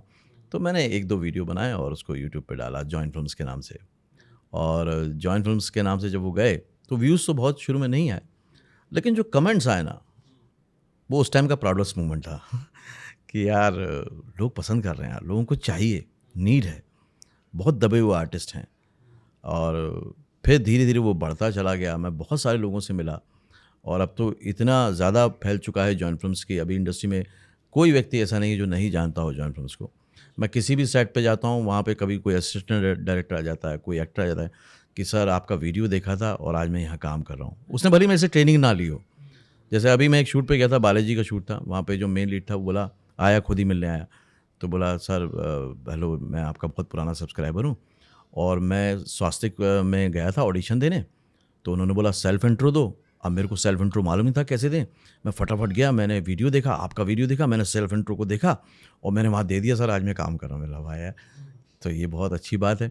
तो वो अब कारवां चल पड़ा, और उसके बाद हम लोग ऑनलाइन कोर्सेज़ में गए, ऑफलाइन कोर्सेज़ में गए, और इस तरह से अब वो पूरे इंडिया में हम लोग इस चीज़ को फैला रहे हैं कि, और अप्रोच ये है कि हमें सिर्फ एक्टर नहीं बनना है, हमें सक्सेसफुल एक्टर बनना है, हमें सिर्फ फिल्म मेकर नहीं बनना है, सक्सेसफुल फिल्म मेकर बनना है, जो स्ट्रगल ना करे। हाँ, जो स्ट्रगल ना करे। क्योंकि एट लास्ट आप चाहते तो वही हो ना, आप सक्सेसफुल ही बनना चाहते हो, उसके लिए आप ट्रेनिंग लेते हो। अगर कोई सक्सेसफुल होगा तो मुझसे ट्रेनिंग ही क्यों लेगा? नहीं है ना। तो वो सक्सेसफुल का जो अप्रोच है, जो माइंडसेट है, मैं उसके लिए स्पेशल क्लासेस लेता हूँ, स्पेशल तैयारी करवाता हूँ। अभी मैं नाम नहीं ले सकता हूँ, बहुत सारे ऐसे टीवी इंडस्ट्री के तो सेलिब्रिटी आर्टिस्ट भी हैं जो मेरे से पर्सनल क्लासेस लेते हैं, अभी भी लेते हैं, क्योंकि अब उनको समझ में आया कि अप्रोच और माइंडसेट लेवल एक अलग ही चीज़ होती है। स्किल के साथ साथ स्किल और अप्रोच, ये दोनों का कॉम्बिनेशन होना बहुत ज़रूरी है। अप्रोच को मतलब क्या डिफाइन करिए? अप्रोच मतलब कि आपको एक्टर बनना है, तो आप अप्रोच क्या, आप ऑडिशन दे रहे हो, क्या दे रहे हो, तो क्या अपनी पर्सनालिटी के हिसाब से दे रहे हो या ऐसे ही देते चले जा रहे हो, है ना। फिर आपका जब ऑडिशन में सिलेक्शन हो रहा है तब भी आप ऑडिशन दे रहे हो कि नहीं दे रहे हो। आपको छोटे रोल मिल रहे हैं तो उसको बड़े रोल में कन्वर्ट कैसे करना है। अगर दुनिया बोलती है कि नेटवर्किंग से काम मिलता है, तो मैं बोलता हूँ मैं नेटवर्किंग सिखा देता हूँ आपको कैसे करते हैं इंडस्ट्री में। लोग बोलते हैं दोस्ती से काम मिलता है, तो मैं दोस्ती करना सिखा देता हूँ आपको। लोग बोलते हैं ग्रुपिज्म से काम मिलता है, मैं बता देता हूँ ग्रुपिज्म से कैसे काम मिलता है। मतलब नेपोटिज्म के फ़ायदे जो स्टार किड को मिलते हैं ना, वो मैं सारे देने को तैयार हूँ। उनको भी क्या मिलता है, एक्सपीरियंस ही मिलता है ना माँ बाप का, वो मैं सब देने को तैयार हूँ। तो मैं तो नेपोटिज्म फैला दूंगा, इसमें कोई दिक्कत नहीं है। एक्चुअली मेरा एक क्वेश्चन था ही, मैं पूछने वाला था ये वाला नेपोटिज्म। अभी इंडस्ट्री में नेपोटिज्म बहुत चला हुआ था, बीच में बहुत ट्रेंड में आया था, तो क्या इसके ऊपर आपका ओपिनियन क्या है? नेपोटिज्म अभी भी है, उसके वजह से प्रॉब्लम होती है? जो मतलब यंगस्टर जो अलग है, जिनके पास ये एडवांटेज नहीं है, क्या उनको स्ट्रगल होती है? और ये जो नेपोटिज्म है वो आपके हिसाब से सही है, गलत है, क्या इसके ऊपर ओपिनियन क्या है आपका? यार मेरे हिसाब से तो नेपोटिज्म पे शिकायत करना अपने माँ बाप पे क्वेश्चन मार्क लगाना है यार। भाई नेपोटिज्म क्या है? हर माँ बाप जो अपनी लाइफ में उन्होंने काम किया है, एक्सपीरियंस लिया है, क्या वो अपने बच्चों को नहीं दें? क्या जो उन्होंने नेटवर्क बनाया है, जो उन्होंने आसपास का सर्कल बनाया है, क्या उसका एडवांटेज वो अपने बच्चों को ना लेने दें? अगर नहीं करने देंगे, उनका बच्चा उनको माँ बाप मानने से मना कर देगा यार, तो उसकी लाइफ क्यों स्ट्रगल कर रहा हूँ? तो कोई भी माँ बाप है वो चाहेगा कि जो मैंने किया है उसका अनुभव मैं उनको दूँ। इसमें कोई बुराई नहीं है, इसमें कुछ भी बुराई नहीं। आपने धीरूभाई अंबानी से नहीं पूछा कि मुकेश अंबानी को क्यों दिया। हाँ, एग्जैक्टली। तो आप एक्टर से क्यों पूछ रहे हो? वो तो देगा, लेकिन यहाँ पर वही चलेगा जिसके परफॉर्मिंग आर्ट में दम होगा, जिसमें टैलेंट होगा। अदरवाइज इस इंडस्ट्री में उदय चोपड़ा सुपरस्टार होता। क्या प्रिविलेज नहीं है लाइफ में उसके पास? क्या प्रिविलेज नहीं है? सबसे बड़ा प्रोडक्शन हाउस है, खुद का भाई काम नहीं दे रहा। तो आपको चांस मिल सकता है, लेकिन एट लास्ट तो आपको प्रूव करना पड़ेगा। और वहीं जहाँ उदय चोपड़ा है, विद ड्यू रिस्पेक्ट, मतलब ऐसा नहीं है, आर्टिस्ट अच्छे हैं, लेकिन उनका एक वो है, जोनर है, उसमें अगर वो आज भी काम करें तो बहुत अच्छे हो सकते हैं वो। जो उनका धूम में आया, उस वर्जन पे काम करेंगे तो उनका कोई मुकाबला नहीं है। कॉमिक स्टाइल में वो जितना फंटरगिरी वाले करेंगे ना, वो कमाल कर सकते हैं, उनसे अच्छा कोई नहीं कर सकता। लेकिन उनको जब वो मेन स्ट्रीम हीरो बनना होता है तो प्रॉब्लम है। समझ रहा हूँ। वहीं पे आपका एक नवाजुद्दीन सिद्दीकी आता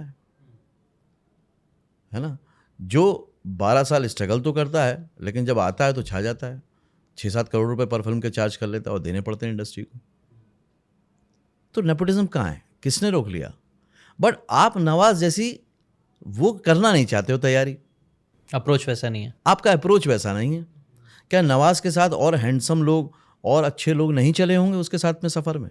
चले होंगे। क्या उसके ऊपर लोगों ने शक नहीं किया होगा कि तू शक्ल देख, अपनी पर्सनैलिटी देख, तू हीरो बनेगा? क्या उसको कई बार खुद पे शक नहीं हुआ होगा? लेकिन उसने अप्रोच करना बंद नहीं किया। उसको जहां पहुंचना था वो एक दिन पहुंच गया। समय कितना लगा वो अलग बात है, लेकिन आज नवाज ने वो काम अकेले के लिए नहीं किया है, वो नवाज ने हम सब आर्टिस्टों के लिए किया कि उसके बाद वैसे लोग एक्सेप्ट होना शुरू हो गए। तो उस बेचारे ने स्ट्रगल कर दी आपके लिए, अब आपको तो बस आगे खेलना है, क्योंकि एक्सेप्टेंस उसने ला दी है। अब आदमी जब बोलता है ना कि मुझे एक शाहरुख खान बनाना है, तो अब ये भी बोलता है साथ में कि मुझे यार लाइफ में ना एक पंकज त्रिपाठी बनाना है, मुझे एक नवाज बनाना है। अब इनको रिकग्निशन ज़्यादा मिल रहा है। मतलब पहले इंडस्ट्री में मैं नोटिस करता था, मतलब बहुत अच्छे अच्छे एक्टर्स थे, बट उनको कभी वो रिकग्निशन लेवल नहीं मिला। बट आज मैं ऐसा देखता हूँ कि मिलता है भाई, रिस्पेक्ट करते हैं। वो बेस्ट एक्टर्स पूछेंगे तो इनका नाम आ जाता है, बिल्कुल। बट के लोग पहले नहीं लेते, तो मुझे लगता है। तो नेपोटिज्म जैसा कुछ नहीं है। और नेपोटिज्म वाला जो भी एक्सपीरियंस आपको चाहिए, आप यूट्यूब पे जाइए, जो भी क्वेश्चन आपके माइंड में है वो लिखिए, स्पेस दीजिए, जॉइन फिल्म्स लगाइए, आपको आंसर के रूप में 4000 से ज़्यादा वीडियो मिल जाएंगे, सब मिल जाएगा। खैर, coming back to your story, मैंने एक क्वेश्चन था मेरे दिमाग में, वो पूछना चाहता था। आपने जो 3 करोड़ रुपए का आपको लॉस हुआ, उससे कोई एक लेसन, मतलब वो 3 करोड़ के कुछ तो आपने सीखा होगा। बोलते ना हमेशा लोग है ना, सिर्फ लोगों की सक्सेस से सीखने की कोशिश करता है, बट लोगों के फेलियर से भी सीखना चाहिए, क्योंकि वहाँ पे ज़्यादा इंपॉर्टेंट लेसन छुपे होता है। तो ऐसे कुछ लेसन है जो आपने सीखे थे कि यार ये गलती क्या? सीखा, बहुत तगड़ा सीखा। हाँ, है ना। और जितना महंगा लेसन होता है उतना अच्छा रहता है। हाँ, जिंदगी भर याद रहेगा। जिंदगी भर याद रहता है। तो उसने लेसन पहला तो ये मेरे को बहुत क्लियरली सिखाया कि वहाँ पर भी मैंने अपना अप्रोच बंद नहीं किया था। तो आप फेल्यूर हुए हो, आपका एक फेल्यूर तरीका हुआ है, आप फेल नहीं हुए हो। आप फेल नहीं, फेल वही हुआ है जो रुक गया है, ये जो वापस लौट गया है। जो सक्सेसफुल होना चाहता है वो कभी फेल्यूर हो ही नहीं। फेल्यूर के बाद आपने चीज़ों को समझा और फिर आगे बढ़ गए, तो आप फेल्यूर नहीं हो। मैं फेल्यूर मानता ही नहीं हूँ। फेल्यूर वही है जो रुक गया है। अगर आप रुके नहीं हो तो आप फेल्यूर कैसे हो सकते हो? है ना। एक बड़ा अच्छा शेर है, तो बड़ी हिम्मत भी देता है और सुनने वालों को भी मज़ा आएगा।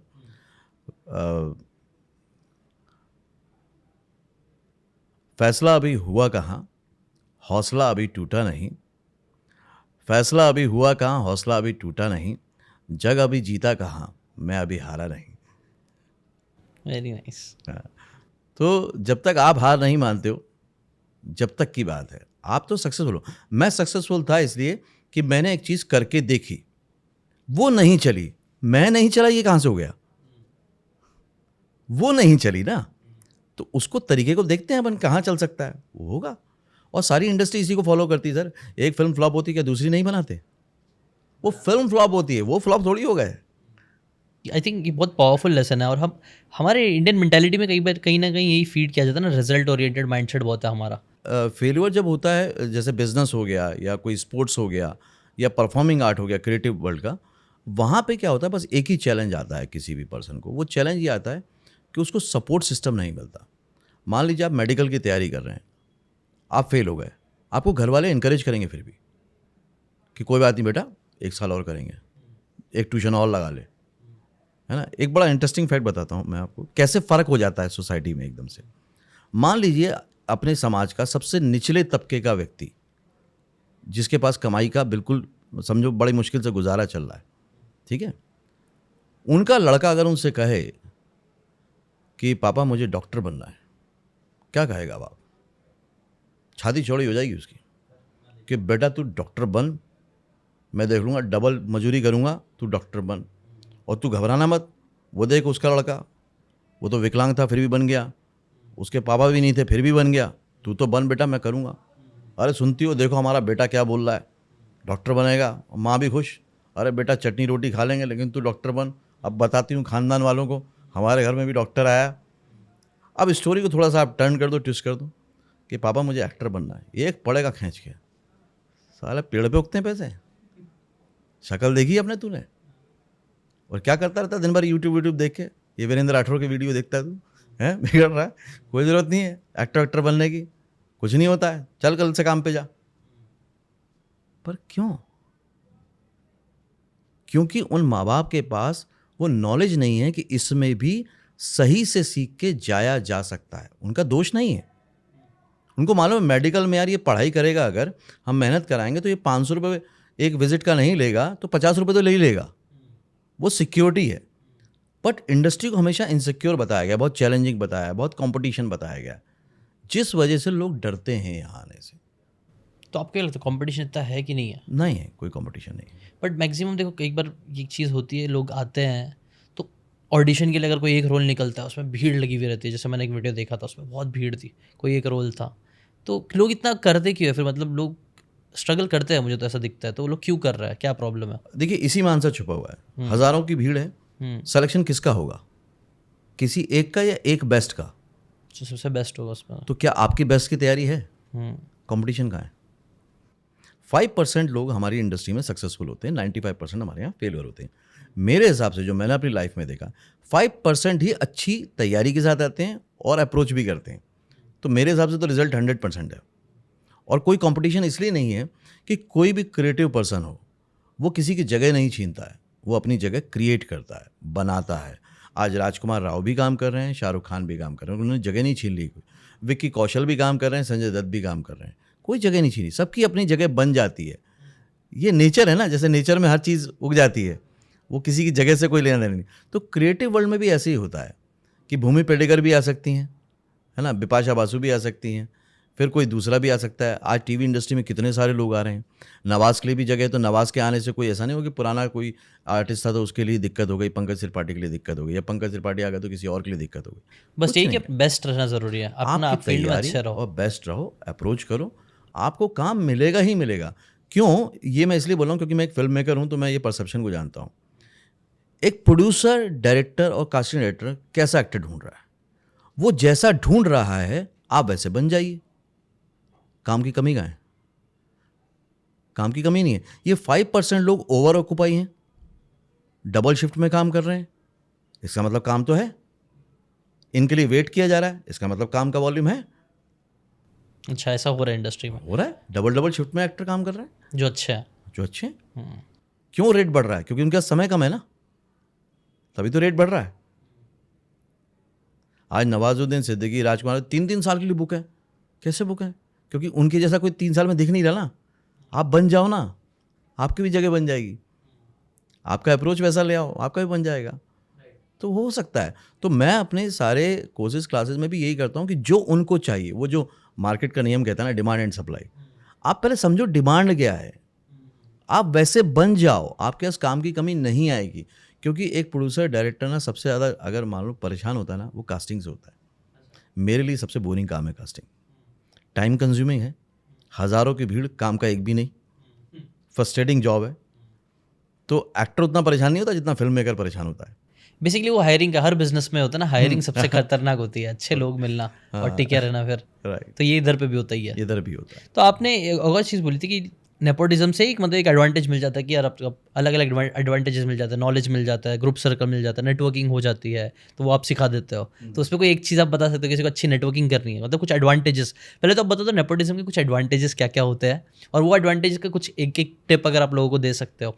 और आई थिंक ये सब चीज़ें रेलेवेंट कंटेंट क्रिएटर्स के लिए भी कहीं ना कहीं है ही थोड़ा बहुत, कि आप नेटवर्किंग इधर पे भी करना पड़ती है अगर आपको टॉप 5% में आना है तो वो कैसे कर सकते हैं? देखिए, नेपोटिज्म में सबसे बड़ा फ़ायदा तो ये होता है कि रात दिन वो सिर्फ फिल्मों की बात सुन रहे होते हैं, राइट? ये उनका फ़ायदा है, क्योंकि जब वो उसी एनवायरनमेंट में रहते हैं तो जो चीज़ें हमें डराती हैं वो उनके लिए नॉर्मल चीज़ें हैं, राइट? तो ये उनको एक एडवांटेज होता है, ये तो अनडाउटली उनका रहेगा। जैसे आपके माँ बाप का एक सर्कल होगा, उसमें आप कंफर्टेबल होंगे, दूसरे में आप नहीं होंगे। ये एडवांटेज उनके पास है कि सारे उनकी रीच में हैं। लेकिन उसके साथ जुड़ी बात है कि रीच में होने का मतलब ये नहीं कि काम मिल जाएगा,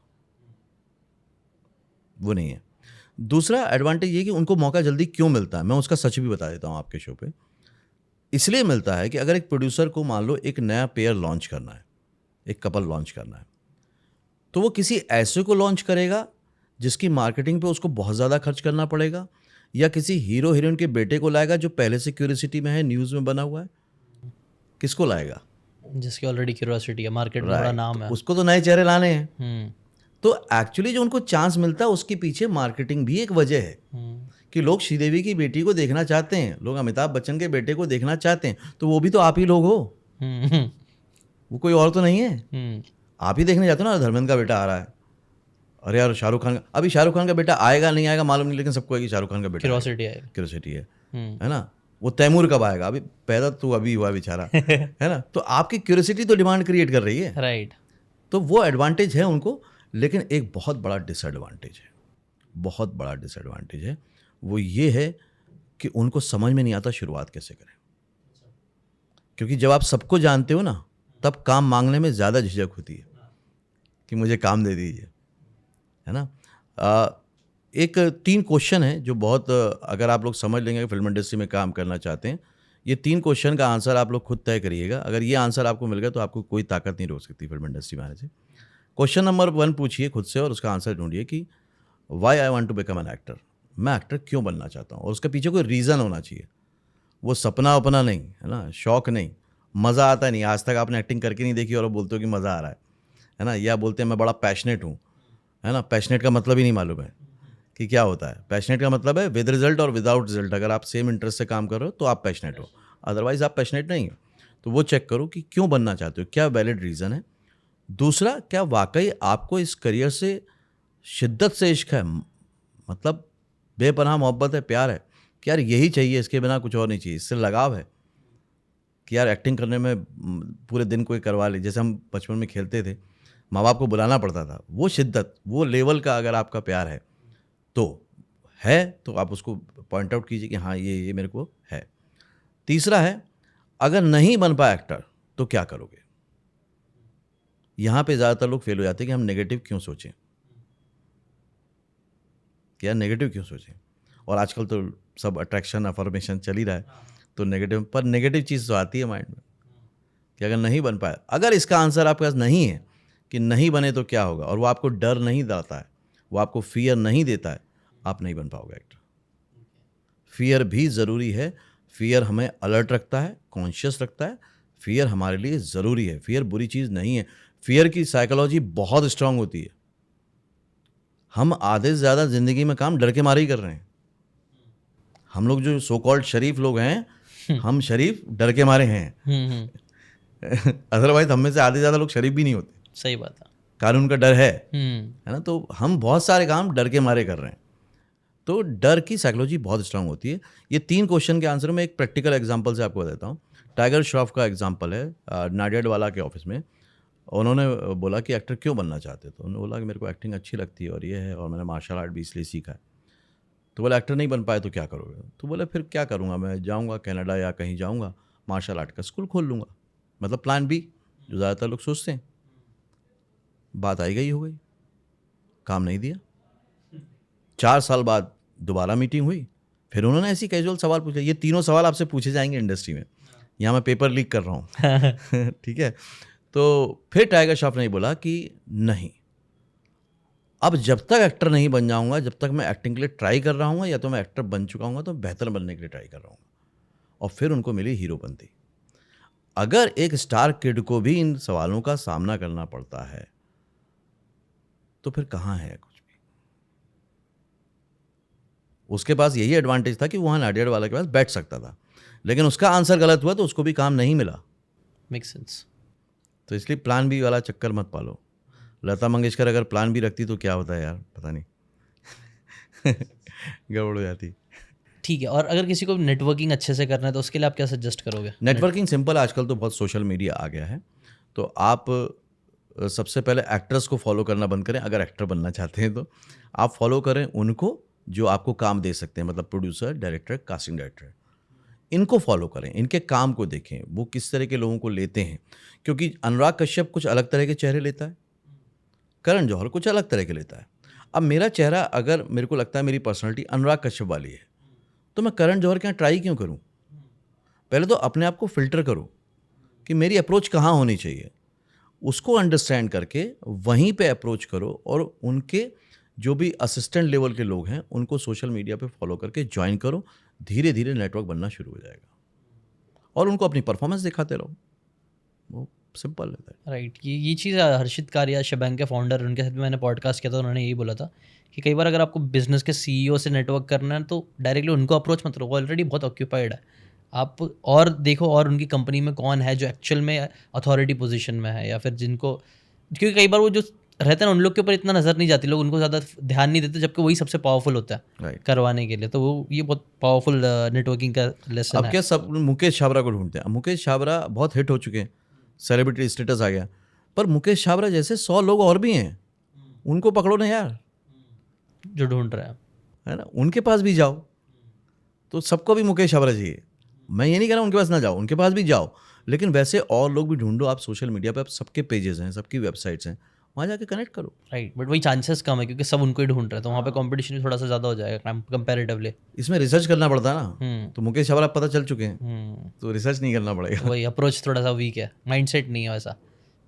अच्छा, आपने एक और चीज़ कही थी यार, स्ट्रगल नहीं करेगा आप, बहुत से तरीके होते हैं बेसिकली पैसे कमाने के, तो आप ऐसे कुछ तरीके बता सकते हो जो मुझे जैसे लगता है। एक चीज़ ये है कि आप एक कंटेंट क्रिएटर भी बन सकते हो, और कंटेंट क्रिएटर बन गए तो उससे तो मतलब मैंने तो कितने सारे अलग अलग मोनेटाइजेशन के तरीके निकाले जो निकल सकता है, अगर आपको ऑडियंस देख रही है तो। और आप तो वो सिखा भी रहे हो। हाँ, मैं तो वो सिखा भी रहा हूँ, तो मुझे लगता है वो ये भी एक अप्रोच है। बिल्कुल। अगर आप अच्छे एक्टर, या आप चालू करो कंटेंट यहीं पे बनाना, क्योंकि वो आपका अनफेयर एडवांटेज हो सकता है, क्योंकि मैक्सिमम यहाँ पे एक्टर्स नहीं होंगे।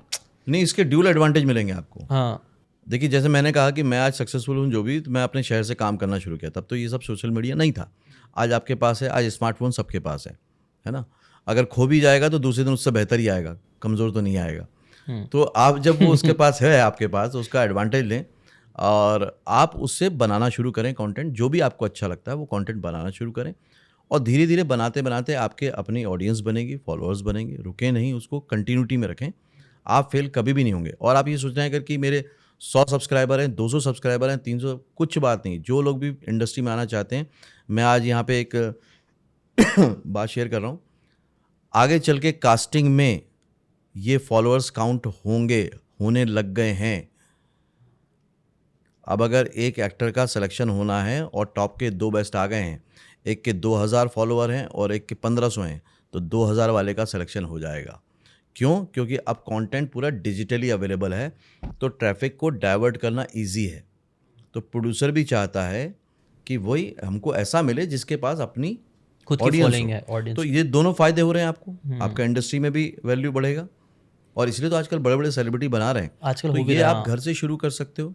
कोई भी तरह का कंटेंट जिसमें आपको मज़ा आता है वो करिए। और जो मैंने कहा ना, we are born actor, artist सबके अंदर है। आप देखो, टिकटॉक ने साबित कर दिया था घर घर में टैलेंट है। अब रील्स में हो गया है, यूट्यूब शॉर्ट्स में हो गया, तो टैलेंट तो है सब में, बस आप शुरू हो जाओ। राइट। और इससे वही आपने एक और चीज़ बोली थी ना, मार्केटिंग कॉस्ट भी बच जाएगा। अब और आप ऐसा इंडस्ट्री में हो भी रहा है, मैंने कई सारे कंटेंट क्रिएटर्स को देखा है जो स्टार्ट किए थे as a content creator, YouTuber थे, आज उनको फिल्में मिल रही है, अच्छे बड़े बड़े रोल मिल रहा है उनको, जस्ट बिकॉज उनका यूट्यूब पे या फिर सोशल मीडिया पे अच्छी पकड़ थी, फॉलोइंग थी। तो ये आप देख रहे हैं, भी बढ़ता जा रहा है ट्रेंड, ऐसा बिल्कुल बढ़ता जा रहा है। और मैं दूसरे जो कंटेंट क्रिएटर हैं उनको ये भी कहूँगा कि आप रील्स बनाइए, वहाँ पे आपके फॉलोअर्स हो सकते हैं। लेकिन ये बात तो आप भी मानोगे जीशान, कि जो इन्फ्लुएंसर्स होते हैं, खासतौर से रील्स के या शॉर्ट्स के, जो कि लर्निंग वाले उसमें नहीं आते, एंटरटेनमेंट सेक्टर में आते हैं, उनका जो करियर स्पैन होता है छोटा होता है, क्योंकि इन्फ्लुएंसर बदलते रहते हैं। लेकिन अगर आपको लॉन्ग लास्टिंग सस्टेन करना है तो स्किल पे थोड़ा ध्यान दीजिए। मैं इसमें एग्जांपल दूंगा आपको। फैज़ू बड़े हिट हुए, राइट, और कमाल का बंदा है वो, है ना। जब वो टिकटॉक पे बहुत बड़े लेवल पे थे तो एक दिन वहाँ से किसी का फ़ोन आया कि आपके यहाँ इंटरव्यू देना चाहते हैं वो। तो मैं बोला कौन है फैज़ू, और मिस्टर फैज़ू करके मुझे बताया गया। तो मैं बोला मिस्टर फैज़ू कौन है, तो जो नाम के साथ ही मिस्टर लगा हुआ है। तो बोले सर आप नहीं जानते, वो तो किंग है टिकटॉक का। मतलब टिकटॉक क्या भाई, बोले तो ये नहीं पता मुझे। तो मैंने बोला यार, बोले 2 मिलियन फॉलोअर्स हैं, आपको मालूम नहीं है। तो मैंने बोला चलो रुको 2 मिनट देखते हैं। मैंने अपने टीम मेंबर, स्टाफ मेंबर से पूछा, अरे बोले सर फैज़ू क्या बात कर रहे हो, ये वो अपने यहाँ आएगा। मैंने बोला इतना क्रेज़ है इस आदमी का, मैंने दिखाओ। तो मैंने देखा कि वो डब मैश के वीडियो वगैरह बनाते हैं, बड़ा अच्छा बनाता था। तो मैंने बोला अच्छा ठीक है, चलो इंटरेस्टिंग रहेगा, ये भी कहीं ना कहीं मैं कलाकारों को उम्मीद दे सकता हूँ, तो ये करना चाहिए मुझे। तो फैज़ू आए, मैंने उनका इंटरव्यू लिया। अभी भी जाके चैनल पे देख सकते हैं। और उस पर इंटरव्यू लेने के बाद मुझे लगा कि वो बहुत ही सज्जन व्यक्ति है, बहुत ही हम्बल है, बहुत प्यारा लड़का था। और तब उनके साथ में उन्होंने एक रखी यार कि हम लोग कुछ कर सकते हैं क्या क्रिएटिव, आप लोग तो प्रोडक्शन में हैं, तो हम लोग कुछ एक शॉर्ट फिल्म या वेब सीरीज़ कुछ बना सकते हैं क्या इस तरह का। तो मतलब बिल्कुल बनाते हैं यार, उसमें क्या दिक्कत है, हम तो बनाते ही हैं, आपको लेके बनाते हैं चलो। लेकिन मैंने बोला तुमको थोड़ी सी एक्टिंग स्किल पे काम करना पड़ेगा, क्योंकि अभी तक आप डब मैश पे काम कर रहे हो, मतलब लिप सिंक कर रहे हो, आपका खुद का नहीं है वो। तो बोले नहीं सर मैं ऐसे ही कर रहा हूँ, यही हिट है। मैंने नहीं देखो आपको करना पड़ेगा, बिकॉज वहाँ पे आपको कैरेक्टर प्ले करना है। तो उसने मेरी बात मानी भी, ऑडिशन दिया उसने बाकायदा, बोला ठीक है सर मैं सीखूंगा थोड़ा बहुत। लेकिन हुआ क्या, उसी दौरान वो हिट बहुत तेज़ी से होने लगे, उनको गाने वगैरह के ऑफर आने लगे, 1 लाख 2 लाख 5 लाख रुपए मिलने लगे। और फैज़ू का करियर इतना अच्छा गया है, आप देखेंगे तो बड़े बड़े शोज़ किए उसने। अगर वो एक्टिंग स्किल पे काम कर लेते आज वो बहुत आगे जाते, क्योंकि उनको एडवांटेज मिला था। मतलब एकता कपूर ने फिल्म लॉन्च कर दी, और क्या चाहिए। बट वो एक्टिंग स्किल नहीं होने से वो जो सब मिला ना, वो भी फ़ायदा नहीं उठा पाया। राइट, लेवरेज जितना उठा सकते थे उतना नहीं उठा, बिकॉज तो स्किल्स। जो कंटेंट क्रिएटर हो, आपके अंदर कॉन्फिडेंस है, आप क्रिएट कर सकते हो, आप थोड़ा सा उस स्किल पे भी ध्यान दो, अपनी स्किल्स अंदर, अपनी मतलब स्किल्स को डेप्थ enhance होना करो। चाहिए। हाँ, व्यूवरशिप कई बार बहुत सडनली बहुत सारी आ जाती है, लेकिन उसको बैकअप करने के लिए अगर आपके अंदर दम होगा तो वो चीज़ और मतलब 10x ग्रोथ दे सकती है बेसिकली, यही है ना। और सिंपल सी बात है ना, आप कंटेंट क्रिएशन में जब तक दूसरे पे डिपेंड हो कि कोई हिट मीम आएगा या कोई गाना आएगा तो मैं उस पर कंटेंट बनाऊंगा, तो आपकी वैल्यू लिमिटेड है, वो रिप्लेस कभी भी हो सकती है। लेकिन आपने जिस दिन अपना ओरिजिनल भी साथ साथ में शुरू कर दिया और उसने जहाँ पकड़ लिया, फिर तो आपका कोई मुकाबला नहीं है। राइट, और ये चीज़ बहुत लोग नहीं समझ पाते। आई थिंक ये बहुत इंपॉर्टेंट लेसन होगा हर कंटेंट क्रिएटर के लिए। अपने स्किल्स पे काम करते रहो, अपने आप को हुनर, मतलब स्किल्स बढ़ाते रहो बेसिकली। और वो बहुत से अलग अलग स्किल्स हो सकता है, कुछ ऐसे स्पेसिफिक स्किल्स है जैसे एक्टिंग छोड़ के और भी कुछ चीज़ें हैं, जैसे वॉइस ओवर, डबिंग कर सकते हैं। डबिंग बहुत अच्छा प्रोफेशन है अपने आप में, तो एक फुल करियर है ये। मैंने 2001 में इससे 70-80 हज़ार रुपये कमाए हैं पर मंथ, और आज भी मेरे बहुत सारे स्टूडेंट हैं जो पैसे अर्न कर रहे हैं। खास तौर से एक्टर्स के लिए या बाकी लोगों के लिए बोलूँगा, क्योंकि आप वॉइस पे काम करेंगे वो फ़ायदा होगा आपको, आप कंटेंट क्रिएशन कर रहे हैं उसमें फ़ायदा होगा। दूसरा, आप इससे अर्न भी कर सकते हैं और अपने शहर में भी अर्न कर सकते हैं। जो मैंने बताया, कॉर्पोरेट फिल्म के लिए वॉइस भी तो लगेगी, तो आप भी एड एजेंसी को कांटेक्ट कर सकते हैं, वहाँ पे अपनी वॉइस दे सकते हैं। और आज मल्टीपल लैंग्वेजेस में OTT पे आ रही है, तो रिक्वायरमेंट बहुत बढ़ गई डबिंग आर्टिस्ट की। फिर यूट्यूब के ऐसे बहुत सारे न्यूज़ चैनल हैं जो वॉइस ओवर आर्टिस्ट यूज़ कर रहे हैं। पॉकेट FM है जो स्टोरी टेलिंग का यूज़ कर रहा है। मेरे ही अपने कुछ स्टूडेंट हैं जो महीने की कुछ 10 स्टोरी मोबाइल से रिकॉर्ड करके भेजते हैं किसी चैनल को, और वो वहाँ पे पब्लिश होती है, और एक स्टोरी टेलिंग का उनको कुछ 2800 रुपीज़ मिलता है। ठीक है, तो 10 भेजी तो 28,000 रुपये उनके पास घर बैठ के आ रहे हैं। अब ये डायरेक्ट इन्फ्लुएंस वाली नहीं है, लेकिन अपना जो स्किल बढ़ाया उन्होंने, उससे उनको काम मिल रहा है, और 2 साल का कॉन्ट्रैक्ट है उनका। तो स्टोरी टेलिंग में आप बहुत आगे जा सकते हो, है ना। डबिंग में बहुत अच्छे से जा सकते हो। डबिंग को तो सबको यूज़ करना चाहिए, क्योंकि वॉइस आपकी अच्छी होगी तो आप जो भी कंटेंट क्रिएशन कर रहे हो या आप एक्टिंग में आ रहे हो, दोनों जगह ही फ़ायदा होगा आपको, दोनों जगह बेनिफिट मिलेगा उसको। और सर्वाइवल के लिए बहुत अच्छा है, क्योंकि सभी लोग फाइनेंशियली उतने स्ट्रांग नहीं होते। एक्टर के लिए क्या होता है ना, ऑडिशन में उसकी पर्सनैलिटी काम करती है, तो लुक मैटर करता है। बट डबिंग में सिर्फ टैलेंट मैटर करता है, लुक आवाज़ अच्छी होनी चाहिए। आवाज़ तो सबकी अच्छी होती है। आवाज़ सबकी अच्छी होती बस है, प्रैक्टिस करना पड़ेगा। बस प्रैक्टिस करनी पड़ेगी। आप कैसी भी आवाज़ बना सकते हैं, आप 50 से 60 आवाज़ें कोई भी व्यक्ति निकाल सकता है, थोड़े दिन प्रैक्टिस करे तो। कैसे? देखिए 3 कॉम्बिनेशन होते हैं वॉइस में। 3 कॉम्बिनेशन को अगर हम अच्छे से मिक्स एंड मैच करना, जो कि प्रैक्टिस से हो जाता है, तो आप ऐसे करेंगे तो वैसे भी बात भी कर सकते हैं, और आप वैसे बात करेंगे तो वैसे भी बात करते हैं। आप वैसे बात करना चाहेंगे तो वैसे भी कर सकते हैं, जैसी चाहे आवाज़ वैसी कर सकते हैं, और जैसे आप वैसे बात करके आप अपने आप को प्रेजेंट कर सकते हैं, उसमें कोई दिक्कत नहीं है। समझ रहा। है? तो वो हर वॉइस में ना कहीं नेज़ल थोड़ा ज़्यादा है, कहीं बेस थोड़ा ज़्यादा है, कहीं थोड़ा-सा हल्कापन ज़्यादा है। वो आप मिक्स एंड मैच करते जाते हो। अब मिमिक्री आर्टिस्ट हैं वो कर लेते हैं, है ना? जैसे फॉर एग्ज़ाम्पल मिथुन की कोई भी वॉइस निकालेगा तो वो ऐसे ही निकालेगा, कोई शक! लेकिन मिथुन को इतना एफर्ट नहीं लगता है, उसकी तो ओरिजिनल वॉइस है ना। बट आपको एफर्ट से वो ब्रीदिंग के साथ, सांस के साथ आवाज़ बनानी पड़ेगी। आपको थोड़ा एफर्ट डालना पड़ेगा, लेकिन आवाज़ बन जाएगी। ये जो मिमिक्री करते हैं और कई सारे लोग मतलब फेक बंदे, मिथुन, अमिताभ, शाहरुख खान दिखते रहते हैं आजकल रील्स और शॉर्ट वीडियो, तो वो लोग का भी कुछ ऐसा, उनको भी कुछ कैसे वो लोग मोनेटाइज करते हैं, उनका भी कुछ करियर है क्या? वो हेल्प करियर होती है उनको इंडस्ट्री में? शोज़ मिलते हैं, उनको हाँ। शोज़ मिलते हैं। हाँ। क्योंकि बड़े स्टार का क्रेज़ तो होता है। हाँ। तो छोटे शहरों में छोटी जगहों पे बर्थडे पार्टी हो गई, शादी हाँ। पार्टी हो गई, हाँ। वहाँ पे उनको शोज़ मिलते हैं और वो हाँ। अच्छा खासा अर्न भी करते हैं। अच्छा, तो मतलब वो लोग के लिए भी हेल्पफुल है अगर वो लोग अपनी वो लोग वॉइस भी इस सब पे अच्छा बिल्कुल, करने बिल्कुल, लग जाए तो बिल्कुल, क्योंकि ऑब्वियसली। उनको प्रेज़ेंट तो वैसे ही होना है ना। हाँ। प्रेज़ेंट तो शाहरुख खान को शाहरुख खान की तरह होना पड़ेगा, डायलॉग भी मारने पड़ेंगे स्टेज पे जाके। हाँ। और एक और काम होता है डुप्लीकेट्स का जो किसी को नहीं मालूम है, हाँ। जो बॉडी डबल्स भी बोलते हैं उनको। हाँ। हाँ। मान लो अगर शाहरुख खान का बॉडी डबल है तो उसको एक काम और मिलता है जो किसी को नहीं मालूम है। वो होता है कि जब कभी स्टार को लेकर कोई एड फिल्म बनती है, कुछ बनता है ना, तो स्टार तो सिर्फ लास्ट में आता है। उसकी जो पूरी कैमरा और लाइटिंग रिहर्सल होती है वो बॉडी डबल करता है, कि वो यहाँ आके बैठेगा तो उसका स्टाइल विस्टाइल सब वही होता है। तो पूरी प्रैक्टिस जो होती है कैमरा की वो उसके साथ होती है। अच्छा, बाद में स्टार आके तो फॉलो करता है।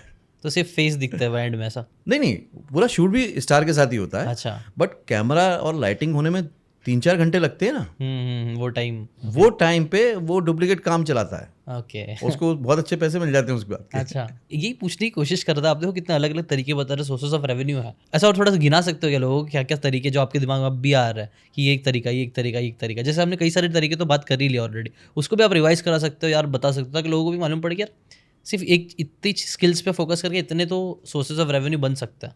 आप वॉइस ओवर जो कि घर से की जा सकती है, आजकल बहुत सारी वेबसाइट्स हैं उस पर क्लाइंट्स डायरेक्ट आते हैं, freelancers.com है, बहुत सारी हैं, वहाँ पे कर सकते हो। वॉइस ओवर में आप स्टोरी टेलिंग फॉर्म को थोड़ा सा, कोई भी शॉर्ट स्टोरी की किताब है उसको पढ़ना शुरू करो, प्रैक्टिस हो जाएगी।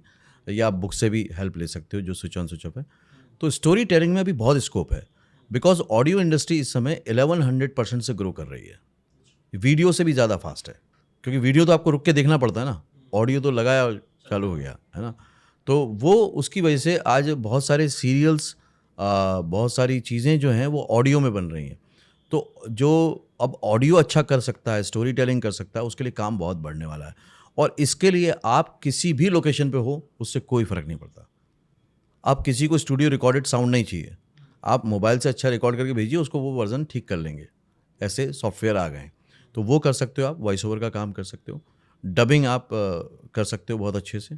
एनिमेशन सीरीज़ में आप बहुत अच्छा काम कर सकते हो, अगर आपको बहुत अलग अलग तरह की आवाज़ बनानी आती है और उसमें मज़ा भी आता है, बचपने में जाना चाहते हो तो फिर वो भी कर सकते हो। उसमें मैं खास तौर से बोलूँगा जो थिएटर एक्टर रहे हैं या जो परफॉर्मिंग आर्ट में रहे हैं, आज कुछ भी नहीं कर रहे हो, आप हाउस वाइफ हैं या बिज़नेस जॉब में उलझ के रह गए हैं, तो प्लीज़ ये छोटे छोटे काम शुरू कर दीजिए, आपको मज़ा आना शुरू हो जाएगा।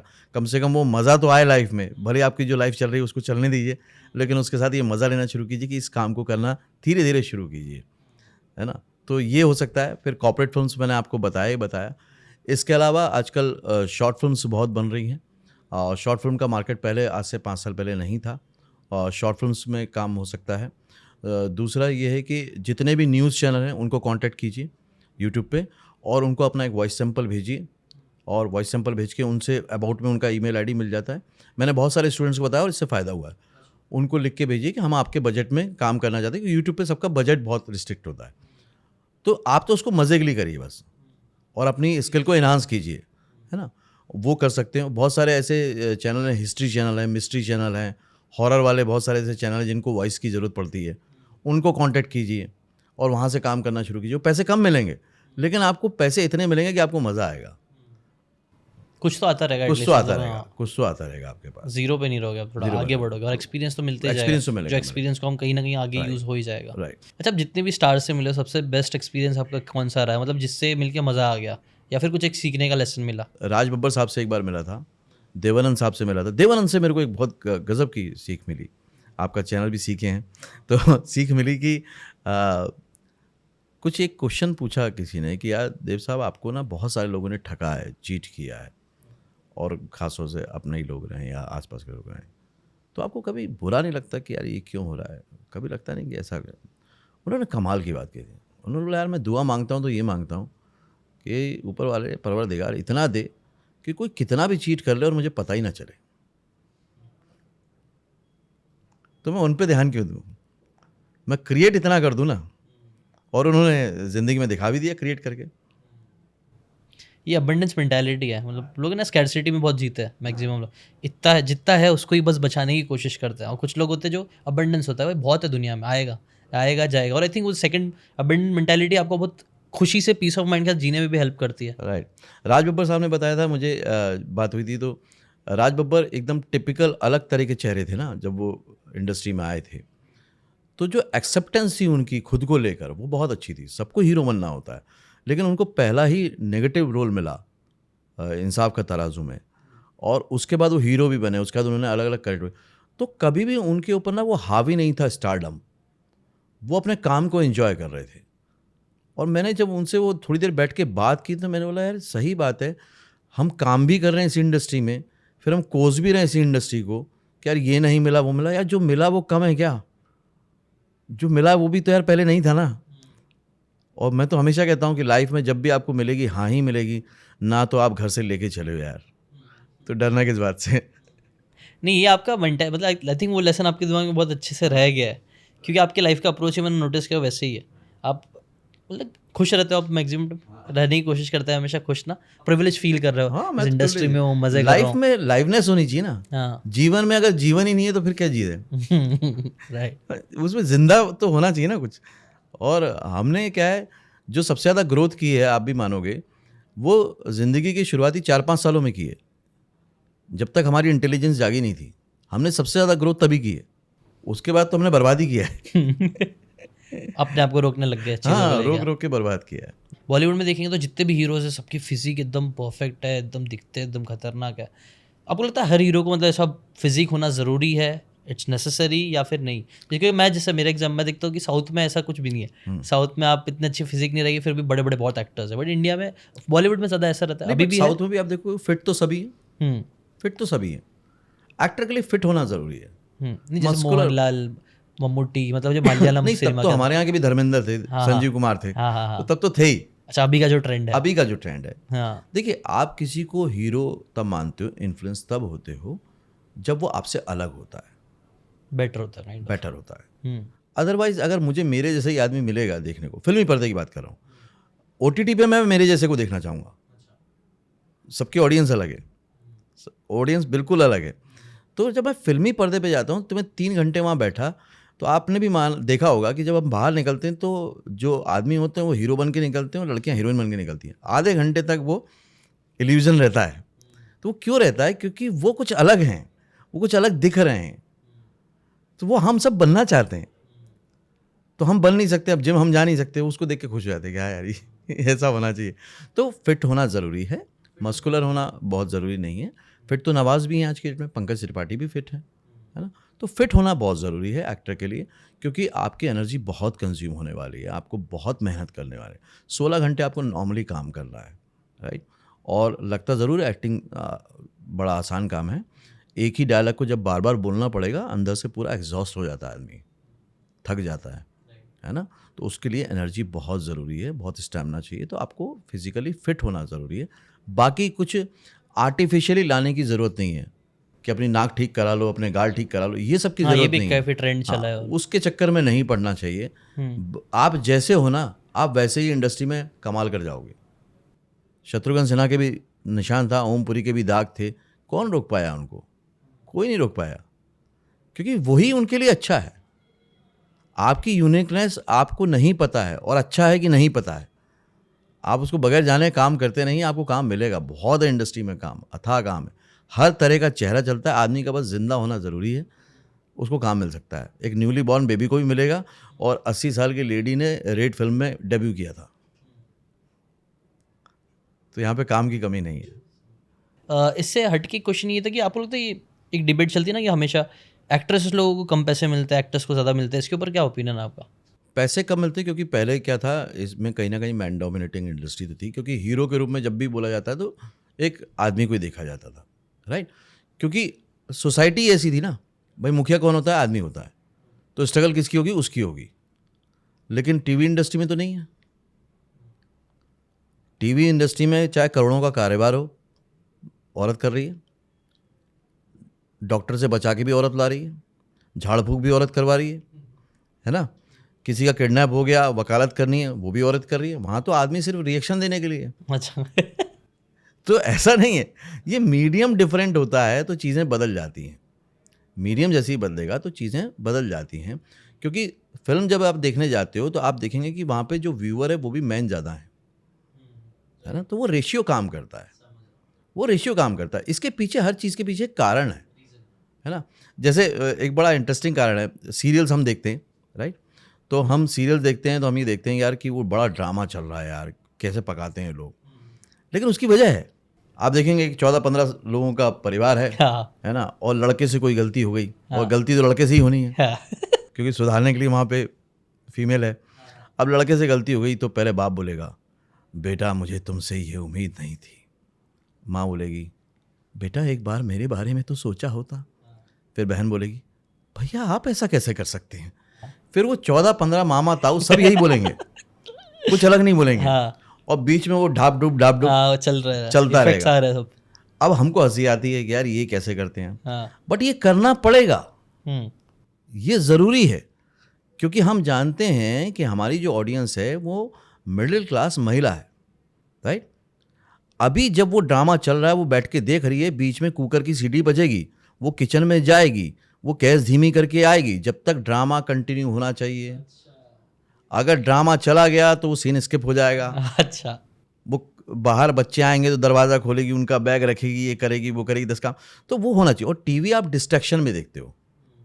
टीवी कभी आप बैठ के टीवी नहीं देखते हो, आप फ़ोन पे बात भी कर रहे होते हो, चाय भी पी रहे होते हो, खाना भी कर, तो वो डिस्ट्रैक्शन की वजह से उसको रिपीटेशन दिया जाता है। तो हर जगह की ऑडियंस अलग है। ऐसा नहीं कि फीमेल्स के लिए अब काम नहीं है, सीरियल्स में तो भर भर के काम फीमेल्स के लिए है।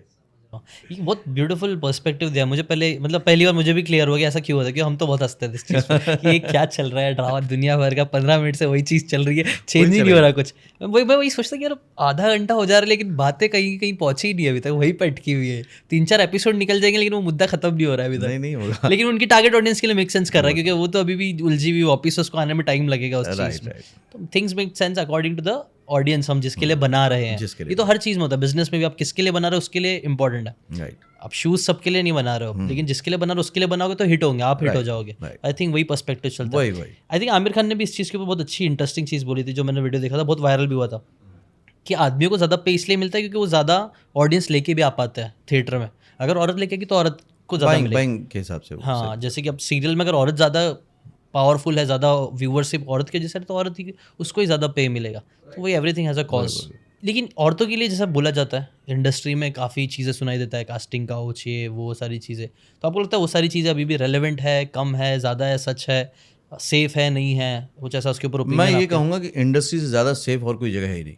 ओके। लेकिन मैं कास्टिंग काउच को नकारूंगा भी नहीं। ये पूरा सच नहीं है, लेकिन पूरा झूठ भी नहीं है। इसके बीच में दरमियानी कहीं है, क्योंकि ये गॉसिप और फेक न्यूज़ ने उसको इतना dark side of the industry बना दिया ना, तो हमको डर लगता है। लेकिन मैं क्यों कह रहा हूँ सेफ उसके बाद भी? मैं इसलिए कह रहा हूँ कि मान लीजिए आज हमारे परिवार की कोई फीमेल है, राइट, वो बहुत अच्छे प्रोफेशन में जाती है, टीचिंग के उसमें, तो टीचिंग के जॉब में जब वो जा रही है तो क्या फैमिली का कोई मेंबर साथ में जा सकता है? अगर नर्सिंग के जॉब में जा रही तो जा सकता है, आर्मी की प्रोफाइल पे जा रही तो जा सकता है, लेकिन फिल्म इंडस्ट्री में काम करने आ रही तो फैमिली का मेंबर जा सकता है। चाहे आप ऑडिशन देने जा रहे हो, आप शूटिंग पे जा रहे हो, आपका एक पर्सन फैमिली का जा सकता है, प्रोड्यूसर के खर्चे पे जा सकता है। इससे ज़्यादा ट्रांसपेरेंसी और क्या मिलेगी आपको? क्योंकि हम भी चाहते हैं हमारा आर्टिस्ट कंफर्टेबल फील करे, खासतौर से फीमेल है तो सेफ फील करे।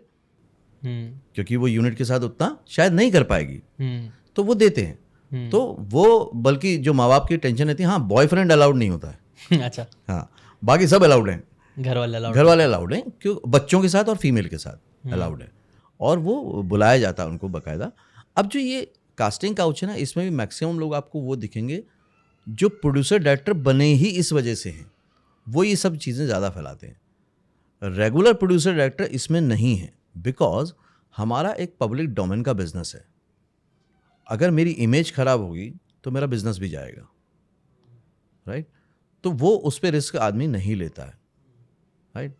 तो वो नहीं होता है। हाँ, ये पूरा सच क्यों नहीं, क्योंकि कई बार क्या होता है, आदमी चांस मारता है।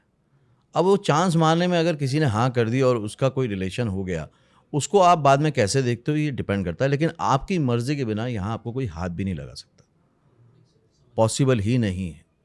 मैंने ऐसे बहुत सारे केसेस देखे हैं, और अपनी कई वर्कशॉप में तो मैं इसके एकदम सीक्रेट्स तक बता देता हूँ कि क्यों होता है, कैसे होता है, और आपको जवाब क्या देना है, क्योंकि गर्ल्स डर जाती ना कि अगर हमने मना कर दिया तो काम चला जाएगा, फिर नेगेटिविटी हो जाएगी। कुछ नहीं होता है, वो डिटेल सब्जेक्ट है थोड़ा, इसलिए यहाँ नहीं बताऊंगा। कोई एक चीज़ बता सकते हो क्या करना चाहिए कभी कोई लड़की ऐसे सिचुएशन में आ गई? सिंपल है, आप एक डायलॉग वर्ड टू वर्ड बोल दीजिए उस पर्सन से कि अगर कोई क्लीन वर्क हो तो प्लीज़ बताइएगा, otherwise thank you very much. 99% मैं बता रहा हूँ आपको, वो आदमी आपसे बोलेगा मैं मजाक कर रहा था, मैं आपको टेस्ट कर रहा था। अच्छा कि वो समझ गया कि she is not interested in that. बस वही, यहाँ तो आदमी चांस मारते रहते हैं, इधर भी चांस मारते हैं, बेसिकली बात ही है। अंडरवर्ल्ड को लेके, बॉलीवुड अंडरवर्ल्ड को काफ़ी चलता रहता है, कॉन्स्पिरेसीज चलती रहती है, ऐसा था वैसा था। आप तो काफ़ी टाइम से हो यहाँ पे, तो मुझे लगता है आपको सब पता ही होगा। क्या सच में था ऐसा? था तो कितना सच था, कैसा समय पे था, एक समय पे था 80s में, आप कह सकते हैं काफ़ी इन्फ्लुएंस था इंडस्ट्री पे माफिया का। कुछ पर्सनल एक्सपीरियंस आपका कुछ हुआ कभी? मेरा पर्सनल एक्सपीरियंस बहुत ज़्यादा नहीं है, क्योंकि मैं तब उतना काम कर नहीं रहा था, मैं तो तब इधर उधर ही था। लेकिन जब मैंने रिसर्च किया बाद में, जब मैं इंडस्ट्री में आया 2001 के बाद, तो बिल्कुल ही ख़त्म हो चुका था। अच्छा, है ना? तो उससे पहले इसलिए था कि इंडस्ट्री में लोगों को लगता था कि यार ब्लैक का वाइट बहुत जल्दी हो सकता है, या कैश का वहाँ पे यूटिलाइजेशन हो सकता है, और ये एक ऐसा इंडस्ट्री है ना जहाँ पर कोई भी आदमी जब बहुत ज़्यादा कमा लेता है तो वो अपनी आइडेंटिटी ढूंढने के लिए यहीं आता है, राइट? चाहे जो भी डॉन रहे हों, वो इन्फ्लुएंस तो हीरो से ही रहे, है ना? आपको उनके स्टाइल में दिख जाएगा, वो इन्फ्लुएंस रहता है। तो वो इसलिए इंडस्ट्री की तरफ उनको अट्रैक्ट करता है, तो वो उसका पार्ट बनना चाहते हैं, और वो रहा भी। फिर वो काफ़ी दिनों तक आप देखेंगे तो फिल्में भी अच्छी नहीं आ पाई, लोग डर के मारे काम करने लग गए। तभी गुलशन कुमार जी का भी इंसिडेंट हुआ, और उसके बाद राकेश रोशन जी भी गोली चली। हाँ, लेकिन उन्होंने फेस किया, राकेश रोशन ने उस चीज़ को फेस किया, उनको गोली लगी, वो हॉस्पिटलाइज हुए, लेकिन उन्होंने उन चीज़ों को माना नहीं, और धीरे धीरे करके वो चीज़ें डाइल्यूट हो गई, क्योंकि वो एक टेम्परेरी फेस था जो इंडस्ट्री पे आया था। लेकिन मुंबई पुलिस ने और बाकी चीज़ों ने उसको बहुत अच्छे से संभाला और किया। ये सच है कि वो था, लेकिन अब नहीं है, ये बात सच है। अब हम उन सत्य घटनाओं पर आधारित फिल्में बना के उससे कमा रहे हैं। काफ़ी इंटरेस्टिंग होती है लेकिन ये स्टोरीज। अच्छा, आपके एक स्टूडेंट हीरा मंडी में भी उनको मिला, उसके पीछे की स्टोरी क्या है, और अगर किसी इंसान को एक्टर बनना है तो वो लोग कैसे बन सकता है आज के टाइम पे? राइट, हीरा मंडी में संजय लीला भंसाली के साथ उनको काम करने का मौका मिला, और उनकी एज अराउंड 60 है। अच्छा, हाँ, तो ऐसे तो अब बहुत सारे एग्जाम्पल हो गए हैं अलग अलग एज के। देखिए क्या है, स्विच ऑन स्विच ऑफ जो एक्टिंग मेथड है बहुत ईजी है, क्योंकि ये ह्यूमन साइंस और ह्यूमन बिहेवियर पे बेस्ड है। जो मेरी फिलॉसफी मैंने आपको शुरू में बताई कि वी आर बॉर्न एक्टर, उसी पे है। हम अंदर से वैसे ही हैं, बस उसको मैनुअली ऑपरेट कैसे करना है जो आप ऑटोमेटिकली करते हो, उसका पूरा का पूरा ये मेथड है, और बहुत इजी टू यूज़ है, इसलिए बहुत इफेक्टिवली वर्क कर रहा है। मतलब आज फिल्म इंडस्ट्री में भी चलन हो गया कि मुझे switch on switch off actor चाहिए। अच्छा, हाँ, उसकी वजह यही है कि फट से काम करता है, इंस्टेंट काम करता है, और अब टाइम किसी के पास नहीं है। आपको 15 मिनट में कैरेक्टर तैयार करना है, तो इसमें स्टेप्स दिए गए हैं, वो 10 स्टेप को फॉलो कीजिए, आप 15 मिनट में रेडी हैं किसी भी कैरेक्टर को परफॉर्म करने के लिए। बस उनको स्टेप्स को आपको फॉलो करना है, ईजी है, तो वो कर सकते हैं उसको आराम से।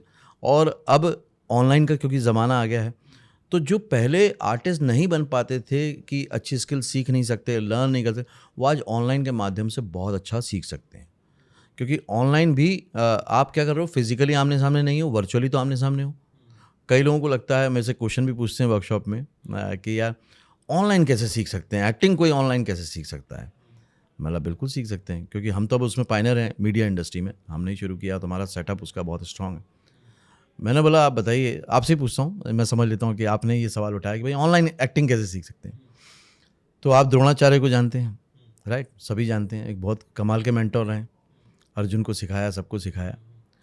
तो उनके पास एक दिन एक पट्टा आया और उसका नाम था एकलव्य। उसने बोला सर मुझे भी सिखा दीजिए धनुष विद्या। तो किन्हीं कारणों से उन्होंने मना कर दिया, वो कारण पे नहीं जाते हैं। लेकिन वो बंदा नहीं माना, जिसने मना किया उसी की मूर्ति बनाई और कार्यक्रम चालू कर दिया। कई सालों बाद एक कंपटीशन हुआ जहां अर्जुन भी था और एकलव्य भी था, और एकलव्य उससे ज़्यादा स्ट्रॉन्गेस्ट कंटेंडर था। इतना ज़्यादा स्ट्रांग था कि द्रोणाचार्य ने उस शिष्य से गुरु दक्षिणा मांगी जिसको शिक्षा भी नहीं दी, और उससे बोला कि तुम अपना अंगूठा मुझे दे दो, कि उसके बाद वो धनुष नहीं चला पाएगा, और उसने वो अंगूठा दान दे दिया। लेकिन आज से 5000 साल पहले अर्जुन सीख रहा था ऑफलाइन क्लास से और वो सीख रहा था ऑनलाइन क्लास से, लॉन्ग डिस्टेंस से। तो जो 5000 साल पहले हो सकता था अब क्यों नहीं हो सकता? अब तो ज़्यादा अच्छा हो सकता है यार। तो सीखने वाले की शिद्दत है, वो सरकारी स्कूल में भी आ सकती है और प्राइवेट स्कूल में भी आ सकती है। तो ऑनलाइन में मैं तो इस लेवल तक भी जाता हूँ कि आप 10 दिन क्लास अटेंड कीजिए, आपको लगता है कि ये आप पे इफेक्टिव नहीं है, वर्क नहीं कर रहा, आप अपनी फ़ीस रिटर्न ले लीजिए, कोई दिक्कत नहीं है।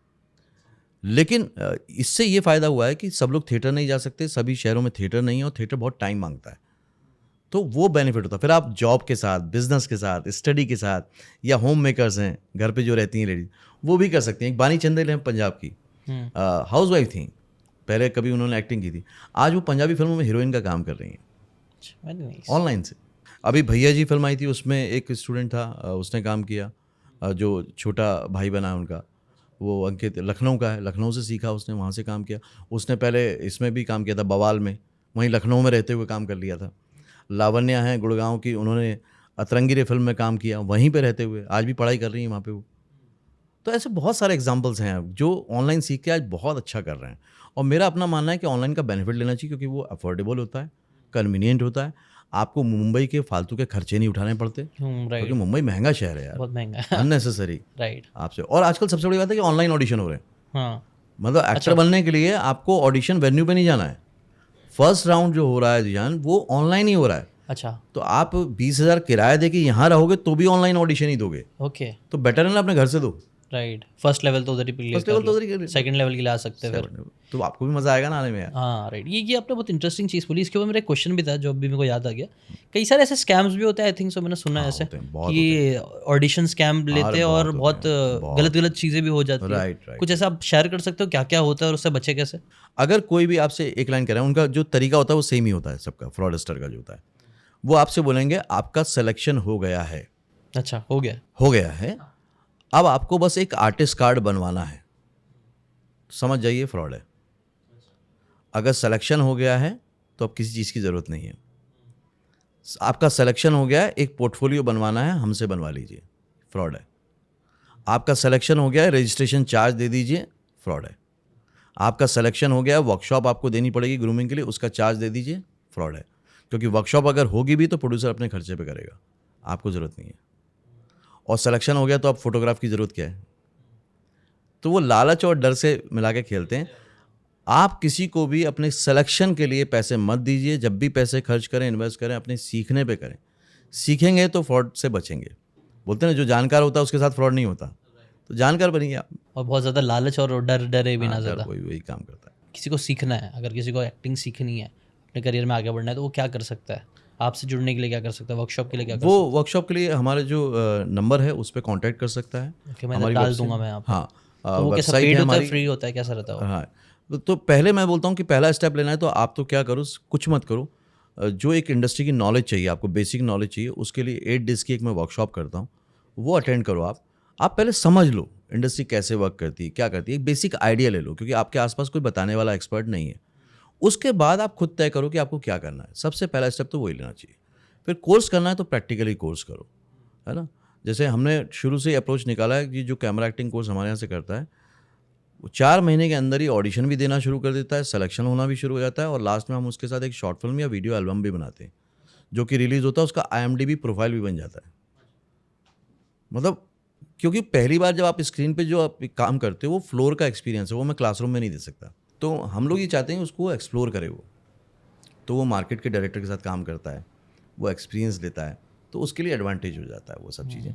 तो वो ऐप पे जुड़ सकता है, जॉइन फिल्म्स ऐप है, joinfilms.academy, लिंक डिस्क्रिप्शन में मैं डाल दूंगा। डाल और दीजिए। वो 8 डे का जो आपने इवेंट बताया वो क्या रहता है? वो उसी कोर्स के अंदर इंक्लूडेड है वो। कोर्स के अंदर इंक्लूडेड? हाँ, तो वो मिल जाता है उनको। तो ये उसकी जो डायरेक्ट लिंक रहेगी मैं डिस्क्रिप्शन में उसको डाल दूंगा, अगर आप लोग इंटरेस्टेड हो तो जरूर सीखना। मुझे लगता है फिर एज अ एक्टर और एज अ कंटेंट क्रिएटर भी मुझे लगता है ये चीज़ आपकी हेल्प कर सकती है काफ़ी। मैं तो सभी क्रिएटर्स को बोलूंगा, आप आधे रास्ते आ चुके हो, हाँ, आप बस थोड़ा सा कर लो यार, लाइफ बन जाएगी। क्योंकि एक्टर का ग्राफ बहुत बड़ा होता है। एक बार आप एक्टर बन गए तो आपका करियर बहुत लंबा चल सकता है। बड़े बड़े ब्रांड्स, सारी बहुत सारी चीज़ें हो सकती है, बहुत कुछ आ सकता है। और कोई फाइनल मैसेज है सर आपका लोगों के लिए? मेरा खास तौर से उन माँ बाप के लिए जो डरते हैं अपने बच्चों को भेजने से, मेरा ये मानना है कि अगर आपके घर में एक कलाकार हुआ है और उसने 14, 15, 16, 17 साल या 20 साल की उम्र में ये डिसीजन लिया है कि उसे एक्टर बनना है, फिल्म मेकर बनना है, राइटर बनना है, डायरेक्टर बनना है, सिंगर बनना है, आप घबराइए मत, आप खुश होइए। क्योंकि इस उम्र में बच्चे तय ही नहीं कर पा रहे हैं कि उन्हें क्या करना है। आपके बच्चे ने एक जिम्मेदारी ली है, जवाबदारी ली कि मुझे ये बनना है, वो तय कर चुका है। अब उसको जवाबदारी दे दीजिए कि तू बन के दिखा, कि तू अब इस पे टॉप पे पहुंच के दिखा। क्योंकि एज ए पेरेंट हम डिसाइडिंग फोर्स नहीं होने चाहिए, हम गाइडिंग फोर्स होने चाहिए कि वो जिस दिशा में जाना चाह रहा है हम उसको गाइड करें। मैं अपने करियर में अभी तक, एकेडमी के करियर में 846 पेरेंट्स को मना चुका हूँ इस बात से, उनका डर दूर कर चुका हूँ कि हाँ उनकी इंडस्ट्री में आना चाहिए बच्चा। अरे ये बहुत अच्छा, ये भी क्वेश्चन, नया क्वेश्चन आ गया, मैं इंक्लूड करना चाहूँगा। कई बार लोग ना, बच्चे मतलब स्टूडेंट्स मेरे भी रहते हैं, वो लोग पूछते हैं मुझसे कि मेरे पेरेंट्स को, उस बच्चे ने डिसाइड कर लिया कि उसे शायद कंटेंट क्रिएटर करना है, कुछ तो बनना है, कुछ तो करना है, बिजनेस करना है, मे बी 2 चीज़ें यूजुअली रहती है, लेकिन माँ बाप नहीं मान रहा है। तो उनके लिए आप क्या सजेस्ट कर रहे हो, कैसे मनाएं, क्या एक्सपर्ट करें? काउंसलर हैं मेरे पास, अगर वो चाहें तो सीधे पेरेंट्स की बात कराएं। पेरेंट्स क्यों मना करते हैं, उनके कुछ डाउट्स होते हैं, फियर होते हैं, क्योंकि इसको मेन स्ट्रीम करियर नहीं माना जाता ना, कंटेंट क्रिएशन को, फिल्म इंडस्ट्री को। इसलिए उनके जब लॉजिकली हम दूर करते हैं एक एक्सपर्ट की अथॉरिटी से, तो उनको समझ में आता है। जब उनका बच्चा बोलता है ना, तो उनको लगता है अभी कल तक तो ठीक था, आज क्या बात करने लगा ये, तो वो उसकी बात को वैल्यू नहीं देते। जैसे क्या डाउट्स होते हैं यूजुअली पेरेंट्स के? यूजुअली तो करियर को लेकर होता है कि इसमें करियर कहाँ है, और आपको मालूम है सुशांत सिंह का क्या हुआ, और आपको पता है यहाँ तो अच्छे लोग ही चलते हैं, पैसे वाला ही लगता है। ये सब उनके मेन डाउट्स होते हैं। तो जबकि इसमें से कुछ भी ठीक नहीं है, मतलब कुछ भी बात नहीं है। और फिर वो बोलते हैं कि यार फिर भी प्लान बी तो होना चाहिए, और मेरा मानना लाइफ में प्लान बी होना ही नहीं चाहिए, ज़रूरत ही नहीं है। हमें कभी लाइफ में प्लान बी मिला ही नहीं। हम जब पैदा हुए तो हमारे माँ बाप के पास प्लान बी था क्या? हमारे पास था क्या? है ना? ऑल इन एटीट्यूड होना चाहिए। हाँ, बस एक ही काम करो, ज़बरदस्त तरीके से करो, वही है काय का प्लान बी। प्लान बी अगर जब भी लाइफ में होगा ना, तो प्लान ए में जब भी प्रॉब्लम आएगी, प्रॉब्लम तो आएगी, तो अब सीधा प्लान तो वो प्लान बी पे आप शिफ्ट हो जाओगे और वो आपका प्लान ए बन जाएगा। तो भी देखा जाए तो प्लान बी नहीं है, समझ रहा हूँ। आप पहले से ही लेके चले हो, तो वो तो नहीं हो पाएगा, पॉसिबल नहीं है। ज़्यादातर लोगों का वही होता है। तो मेरा मानना है कि आपके बच्चे ने भी बोला है, उसको शौक के तौर पे आप शुरू कराएं, आप खुद देखें वो इम्प्रूव कर रहा है। इसलिए ऑनलाइन कोर्सेज को मैं ज़्यादा रिकमेंड करता हूँ कि आपके सामने अगर वो दिख रहा है कि इम्प्रूव कर रहा है और उसको मज़ा आ रहा है, तो उसको खुद को भी लगेगा, तब आप उसको गाइड करें। तो आप पढ़ाई के साथ साथ उसको एक शौक की तरह शुरू करवा दें, उसकी बात मानें और देखें फिर वो कितना आगे जाता है। ऑनलाइन ऑडिशन देना शुरू करें, आज तो चीज़ें आपके हाथ में, सिलेक्शन हो गया तो आप भी खुश हैं, आप भी चाहते हैं कल को कि वो खुश रहे और आप प्राउड फील करें। दोनों चीज़ों में एक बार करने से कोई बुराई नहीं है। वही लोगों की इन्वेस्टमेंट मेंटालिटी, अपने बच्चे पे भरोसा भी करना आना चाहिए थोड़ा, और इन्वेस्ट करेंगे तो हो सकता है। ऐसा नहीं कि हमें हमेशा 100% ही हो जाए, वैसे तो 100% नहीं, आजकल एजुकेशन सिस्टम में भी नहीं है, कोई लोगों को गारंटी लगता है नहीं ना कि अगर वो एक्टिंग सीखेगा या क्रिएटर बनेगा सो कॉल्ड, तो पढ़ाई पे ध्यान नहीं जाएगा। जबकि आपको मैं मज़े की बात बताऊं, जितने एक्टर बच्चे हैं सब अबव 90% स्कोर करते हैं। अच्छा, विदाउट एनी ट्यूशन। क्यों ऐसा? क्योंकि जब वो अपने अभिव्यक्ति, मतलब अपने एक्सप्रेशन को अभिव्यक्त कर पाते हैं, अपना काम कर पाते हैं, तो इन्जॉय कर पाते हैं। वो स्कूल भी 15-20 दिन ही जा रहे हैं, पूरे दिन स्कूल भी नहीं जा रहे हैं, छुट्टी ले रहे हैं, ट्यूशन भी नहीं है, वो पढ़ाई मज़े कर रहे हैं। क्योंकि अगर आप डायलॉग याद करना और समझना सीख रहे हो, तो पढ़ाई चीज़ क्या है यार, वो तो यूँ हो जाता है। फिर आप सब लोगों से मिलते जुलते हो, तो आप जो ज़िंदगी भी साथ में सीख रहे हो। एक बच्चा स्कूल जाता है, ट्यूशन जाता है, क्या सीखता है? वही लिमिटेड लोग, यहाँ पे हर बार नए लोग। तो उसका कॉन्फिडेंस लेवल जो होता है ना वो बहुत अलग होता है, ब्रेन भी और ग्रो होता है, बोलते हैं ना, हमारा ब्रेन न्यू चीज़ें करने से ग्रो होता है। बहुत ग्रो होता है। एक इंसान जब नए नए लोगों से मिलते हैं हम, तो तभी ग्रोथ मिलती है। अगर एक ही चीज़ आप 20 साल तक कर रहे हो, आपके अंदर वो ग्रोथ और मैच्योरिटी नहीं आएगी। लेकिन अगर आप 15 साल में अगर आप 15 लोगों से मिल ले रहे हो, 15,000 लोगों से मिल रहे हो, तो आपका लेवल ऑफ विजडम ही अलग हो जाएगी, क्योंकि वो अलग अलग पर्सपेक्टिव, अलग अलग लोग, तो दिमाग भी अलग तरीके से काम करना चालू करता है। आई थिंक ऐसा कुछ भी होता बिल्कुल, है बिल्कुल। साइंटिफिकली, तो मुझे मालूम नहीं है, बट मुझे लगता है ऐसा फैक्ट ब्रेन है। में मैं ग्रोथ तो होता आपको है। बिल्कुल डंके की चोट पे कह रहा हूँ, सारे बच्चों का आप रिकॉर्ड निकाल के देख लीजिए, सब टॉपर्स हैं। मैंने देखा ऐसे कई सारे अच्छे अच्छे सिंगर्स हैं, हमने बॉलीवुड इंडस्ट्री में भी कई सारे लोग हैं, बट आजकल वो लोग इतने रेलेवेंट नहीं बचे। बट वहीं दूसरी तरफ मैं देखता हूँ ना, जो लोग सोशल मीडिया का बहुत अच्छे से यूज़ कर रहा है, उनकी इतने अच्छे ना वॉइस है, टू बी ऑनेस्ट मुझे पसंद नहीं है, या फिर ऐसा बहुत सारे एक्सपर्ट भी बोलते हैं कि इतने अच्छे नहीं है वो लोग, बट फिर भी वो लोग बहुत हिट है। तो ऐसा आपको देखा है कि सोशल मीडिया का बिल्कुल, यूज़ करना ये बहुत सच है जो इंपॉर्टेंट आप कह रहे हो, पूरी तरह सच है। 90s में अगर आप देखोगे तो 5-6 सिंगर होते थे, उनके नाम सब जानते थे, उन्हीं के गाने आते थे। आज किस सिंगर का कौन सा गाना है आपको नहीं मालूम है, आप सिंगर का नाम नहीं पहचानते हो, और बहुत छोटे टाइम का करियर होता है।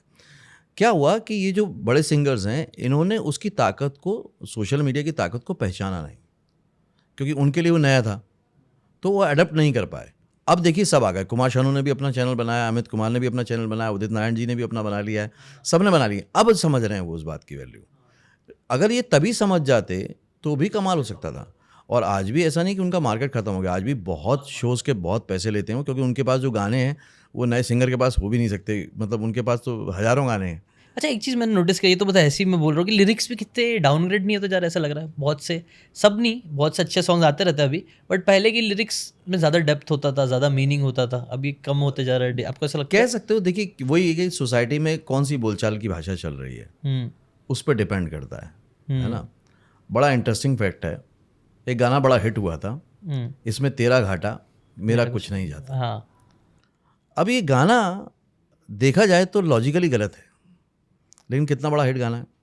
अब हिट है तो हिट है, क्योंकि गाना बनाने वाला भी वैसे ही था और सुनने वाले भी वैसे ही थे, है ना। तो हम पसंद करते हैं, फिर हम उसको दोष नहीं दे सकते। अब गाना क्या है, इसमें तेरा घाटा मेरा कुछ नहीं जाता, ज़्यादा प्यार हो जाता तो मैं सह नहीं पाता। ज़्यादा प्यार हो जाता मतलब तू प्यार तोल मोल के कर रहा था, और प्यार या तो होता है या तो नहीं होता है, ज़्यादा क्या होता है, इसका मतलब तू ही ईमानदार नहीं था। तो ऐसे में अगर लड़की ने डम किया तो बुरा क्या किया। ज़्यादा प्यार हो जाता तो मैं सह नहीं पाता, मतलब मैंने भी लिमिट में किया। पर प्यार ऐसा होता ही नहीं, प्यार या तो होता, आप किसी से ये नहीं बोल सकते कि ज़ीशान मैं आपसे 99% प्यार करता हूँ या 99% आप पे भरोसा करता हूँ। इट मीन्स आप भरोसा नहीं करते हो, प्यार नहीं करते हो। अगर 1% का उसमें, ये तो होगा या तो नहीं होगा। तो ये जो अभी बोलचाल की भाषा ऐसी हो गई है, वही लिरिक्स राइटर यूज़ करें। दूसरा, पहले क्या होता था, लिरिक्स राइटर अलग होते थे, सिंगर अलग होते थे, कंपोज़र अलग होते थे। अब वो सब एक ही आदमी काम करने लगा है, तो उसको जो शब्द तुकबंदी में समझ में आता है वो लगा देता है ना। 100 तरह के मर्ज ले लूँ, इश्क से बढ़कर क्या है, तेरे लिए जहाँ भी दे दूँ, कहने में हर्ज क्या है। हाँ। कहने में हर्ज क्या मतलब मैं यूं ही कह रहा हूँ। हाँ। कहने में हर्ज क्या, गाने में ही कह रहा हूँ। वो है रोमांटिक सॉन्ग, जबकि अपने आप में अपवाद है, वो क्वेश्चन मार्क है कि ऐसा हो नहीं सकता, लेकिन वो चल रहा है क्योंकि तुकबंदी में वो आदमी नहीं समझ पा रहा है। तो इसमें दोष उनका नहीं है, दोष सुनने वालों का ही है कि उनको अच्छा लग रहा है, उनको वही पसंद आ रहा है, इसलिए वैसे उनको वो समझ ही नहीं है शब्दों की, तो वो चलता है। अब गाना हिट हुआ, ओ मेरे रश के कमर, तेरी पहली नज़र, नज़र को मिली तो मज़ा आ गया। सब ने गाया, गुनगुनाया होगा ये गाना हिंदुस्तान में मेरे ख्याल से, लेकिन रश के कमर का मतलब क्या है। अब रश के कमर का मतलब नहीं मालूम है किसी को, और वो गुनगुना रहे हैं। मतलब जब भारी वर्ड आ गया तो सोचना पड़ रहा ना। हाँ। कोई बोलता है लचके कमर, कोई बोलता है कुछ, जबकि वो कमर है ही नहीं, ये कमर है चांद, राइट। रश्क ए कमर मतलब चांद भी जिससे जलेसी करता हो, जलता हो, ऐसी खूबसूरती। तो वो अपने पार्टनर के लिए बोल रहा है, ओ मेरे रश के कमर, तेरे से जिससे चांद भी जलता है, तेरी पहली नज़र, नज़र से मिली तो मज़ा आ गया।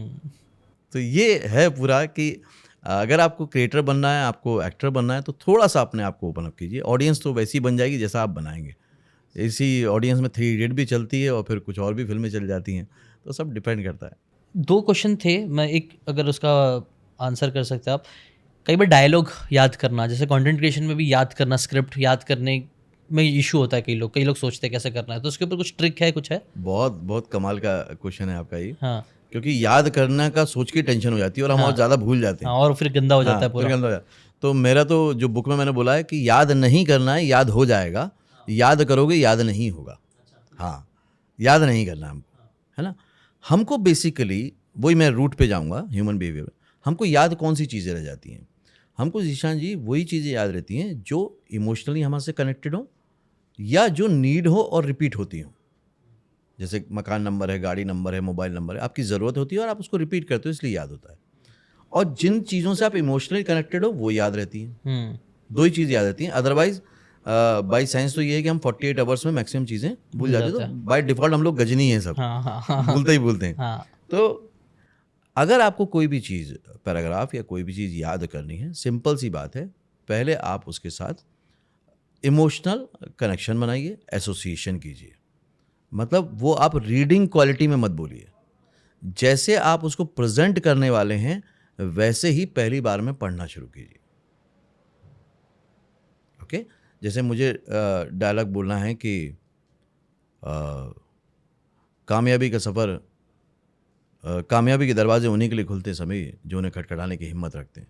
अब ये डायलॉग मेरे को डायरेक्टर ने दे दिया, मुझे याद करना है। तो एक तो तरीका होगा रीडिंग वाला, कामयाबी के दरवाजे उन्हीं के लिए खुलते हैं समय जो उन्हें खटखटाने की हिम्मत रखते हैं। हाँ, याद हो गया, कामयाबी के दरवाजे। एक तो ये तरीका हो गया जो कि थिएटर स्टाइल वाला है, कोल्ड रीडिंग बोलते हैं इसको। और एक हो गया कि पहली बार से ही मैंने बोला यार ये कौन कैरेक्टर बोल रहा है। अच्छा, ये कैरेक्टर ऐसा है जो अपने दोस्त से बोल रहा है जिसने उसको ठगा था और उसको ये अपना एटीट्यूड दिखा रहा है। ओके, तो वो कौन है? एसोसिएशन। तो emotion, association with action. With action मतलब जैसे आप परफॉर्म करने वाले हो, ठीक है। और फिर रिपीटेशन। तो पहला डेमो क्या था? कामयाबी के दरवाजे उन्हीं के लिए खुलते समय जो उन्हें खटखटाने की। लेकिन आप इस मेथड से चलोगे तो आप कैसे बोलोगे?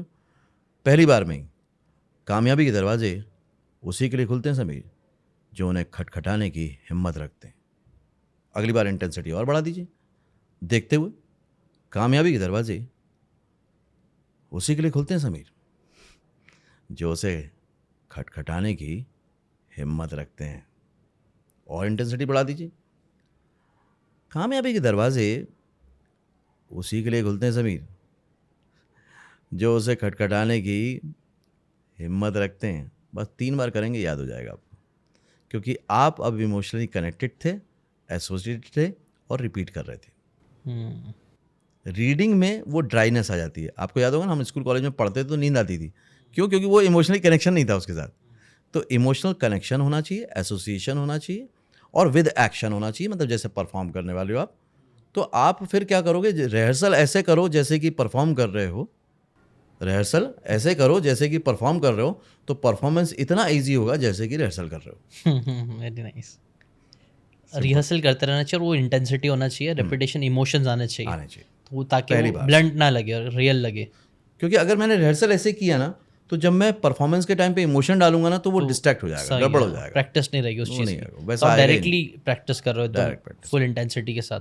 Make sense, complete sense. आप स्क्रिप्ट राइटिंग भी आपने कई सारी की है, आप उसके अंदर भी आपका एक्सपीरियंस है, तो स्क्रिप्ट राइटिंग भी एक बहुत बड़ा पार्ट, मुझे लगता है ना, one of the most important चीज़ होती है कंटेंट की। कंटेंट का बेस होता है स्क्रिप्ट। अगर स्क्रिप्ट अच्छी होगी तो वीडियो अच्छा बनेगा। मैंने तो यही देखा है, नोटिस किया। बट स्क्रिप्ट की लोग कई बार कम वैल्यू करते हैं। तो मैं ये पूछना चाहूँगा, स्क्रिप्ट राइटिंग में कुछ ऐसे टिप्स एंड ट्रिक्स जिससे लोग अपनी अच्छी स्क्रिप्ट लिख सके, वीडियोस के लिए या अपने किसी भी चीज़ के लिए। जिस भी टॉपिक पे आपको लिखना है वो आप किसके लिए लिख रहे हो ये मालूम होना चाहिए आपको। क्यों लिख रहे हो ये मालूम होना चाहिए आपको। और किस माध्यम से, किस मीडियम से आप जाने वाले हो वो आपको क्लियर होना चाहिए, है ना। मैं यूट्यूब में जा रहा हूँ तो लॉन्ग कंटेंट होगा, तो मेरे को स्क्रिप्ट को फिर डिटेल में लेके जाना चाहिए। लेकिन अगर वही मैं शॉर्ट्स बना रहा हूँ तो मुझे टिप्स पे जाना चाहिए, राइट। किसके लिए बना रहा हूँ? जैसे मैं बना रहा हूँ मान लो एक्टर के लिए, राइटर के लिए, डायरेक्टर के लिए, तो मेरा कंटेंट उस पर ही होना चाहिए। क्यों बना रहा हूँ? ताकि एक्टर अच्छे से ऑडिशन दे पाए। तो मेरे को मालूम हो गया क्यों बना रहा हूँ, ऑडिशन की बातें आएंगी इसमें से। तो क्यों बना रहे हो, किसके लिए बना रहे हो और किस प्लेटफॉर्म के लिए बना रहे हो, ये 3 तो उनके फंडामेंटल एकदम क्लियर होने चाहिए। फिर उसके बाद आपकी जो ओपनिंग है, ओपनिंग इंटरेस्टिंग होनी चाहिए, एंगेजिंग होनी चाहिए। हुक हो गया वो आपका हुक हो गया, है ना। आपने भी कई सारे वीडियोस में बोला है वो, तो वो हुक हो गया कि ओपनिंग जो है ना वो इंटरेस्टिंग होनी चाहिए और एंगेजिंग होना चाहिए, दोनों चीज़ होना चाहिए। क्योंकि इंटरेस्ट जब तक नहीं आएगा आदमी आगे जाने वाला नहीं है ना।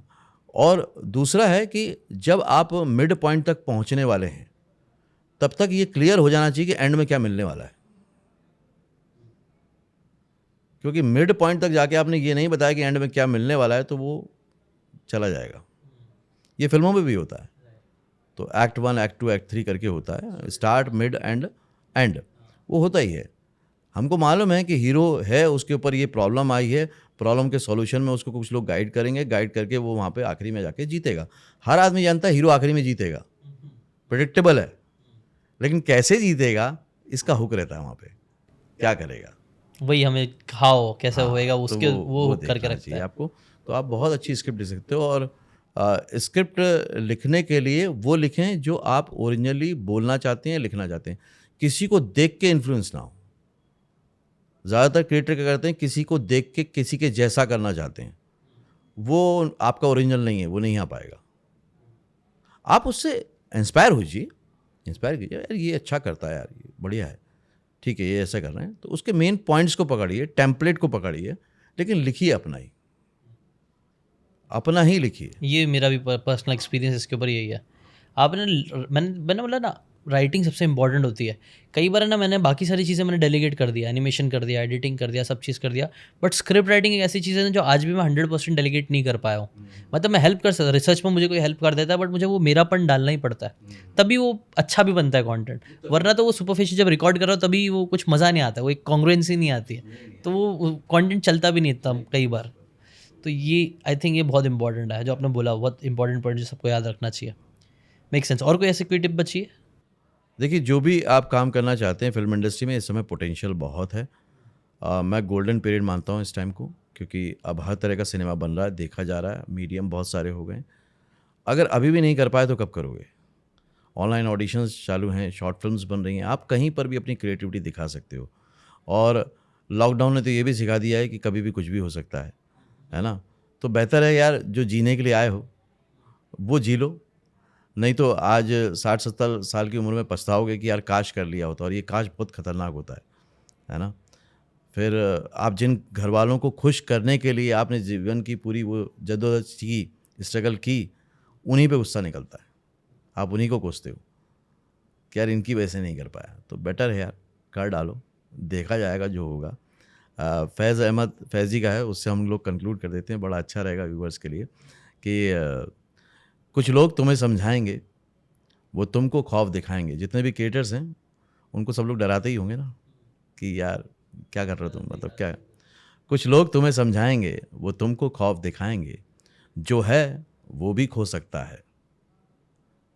मतलब जो आज कर रहे हो, जो थोड़ी बहुत इज्जत है माँ बाप की, तुम ऐसा कंटेंट बनाओगे, बाजार बाजार घूमोगे, ये क्या कर रहे हो, या एक्टिंग करोगे तो ये करोगे, जो है वो भी खो सकता है। इस राह में रहज़न है इतने, राह में रहज़न मतलब जो पहले हाईवे के लुटेरे होते थे ना, रॉबर्स, लुटेरे होते थे। इस राह में रहज़न है इतने, मतलब कंटेंट में बहुत कम लोग चलते हैं। अरे तुम्हें ये कोर्स ले लोगे तो तुम ठगा जाओगे, ये ऑनलाइन कोर्स कर लोगे तो तुम्हारा ये हो जाएगा, ये सब नहीं होता है, अरे बेटा ये तो उन्हीं लोगों का होता है। तो जो है वो भी खो सकता है, इस राह में रहज़न है इतने, कुछ और यहाँ हो सकता है। अनसर्टेनिटी मतलब तुम सोच नहीं रहे हो क्या हो जाएगा, तुम्हारी लाइफ बर्बाद हो जाएगी, ख़त्म हो जाएगी, कुछ और यहाँ हो सकता है।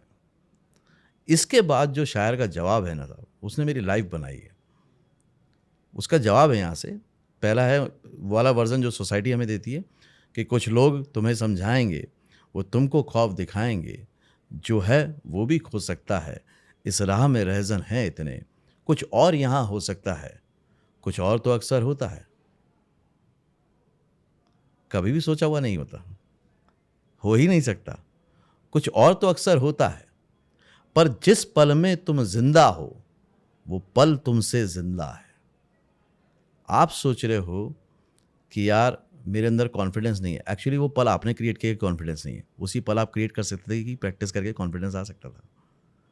तो जिस पल में तुम जिंदा हो वो पल तुमसे जिंदा है, ये वक्त नहीं फिर आएगा, तुम अपनी करनी कर गुजरो, जो होगा देखा जाएगा।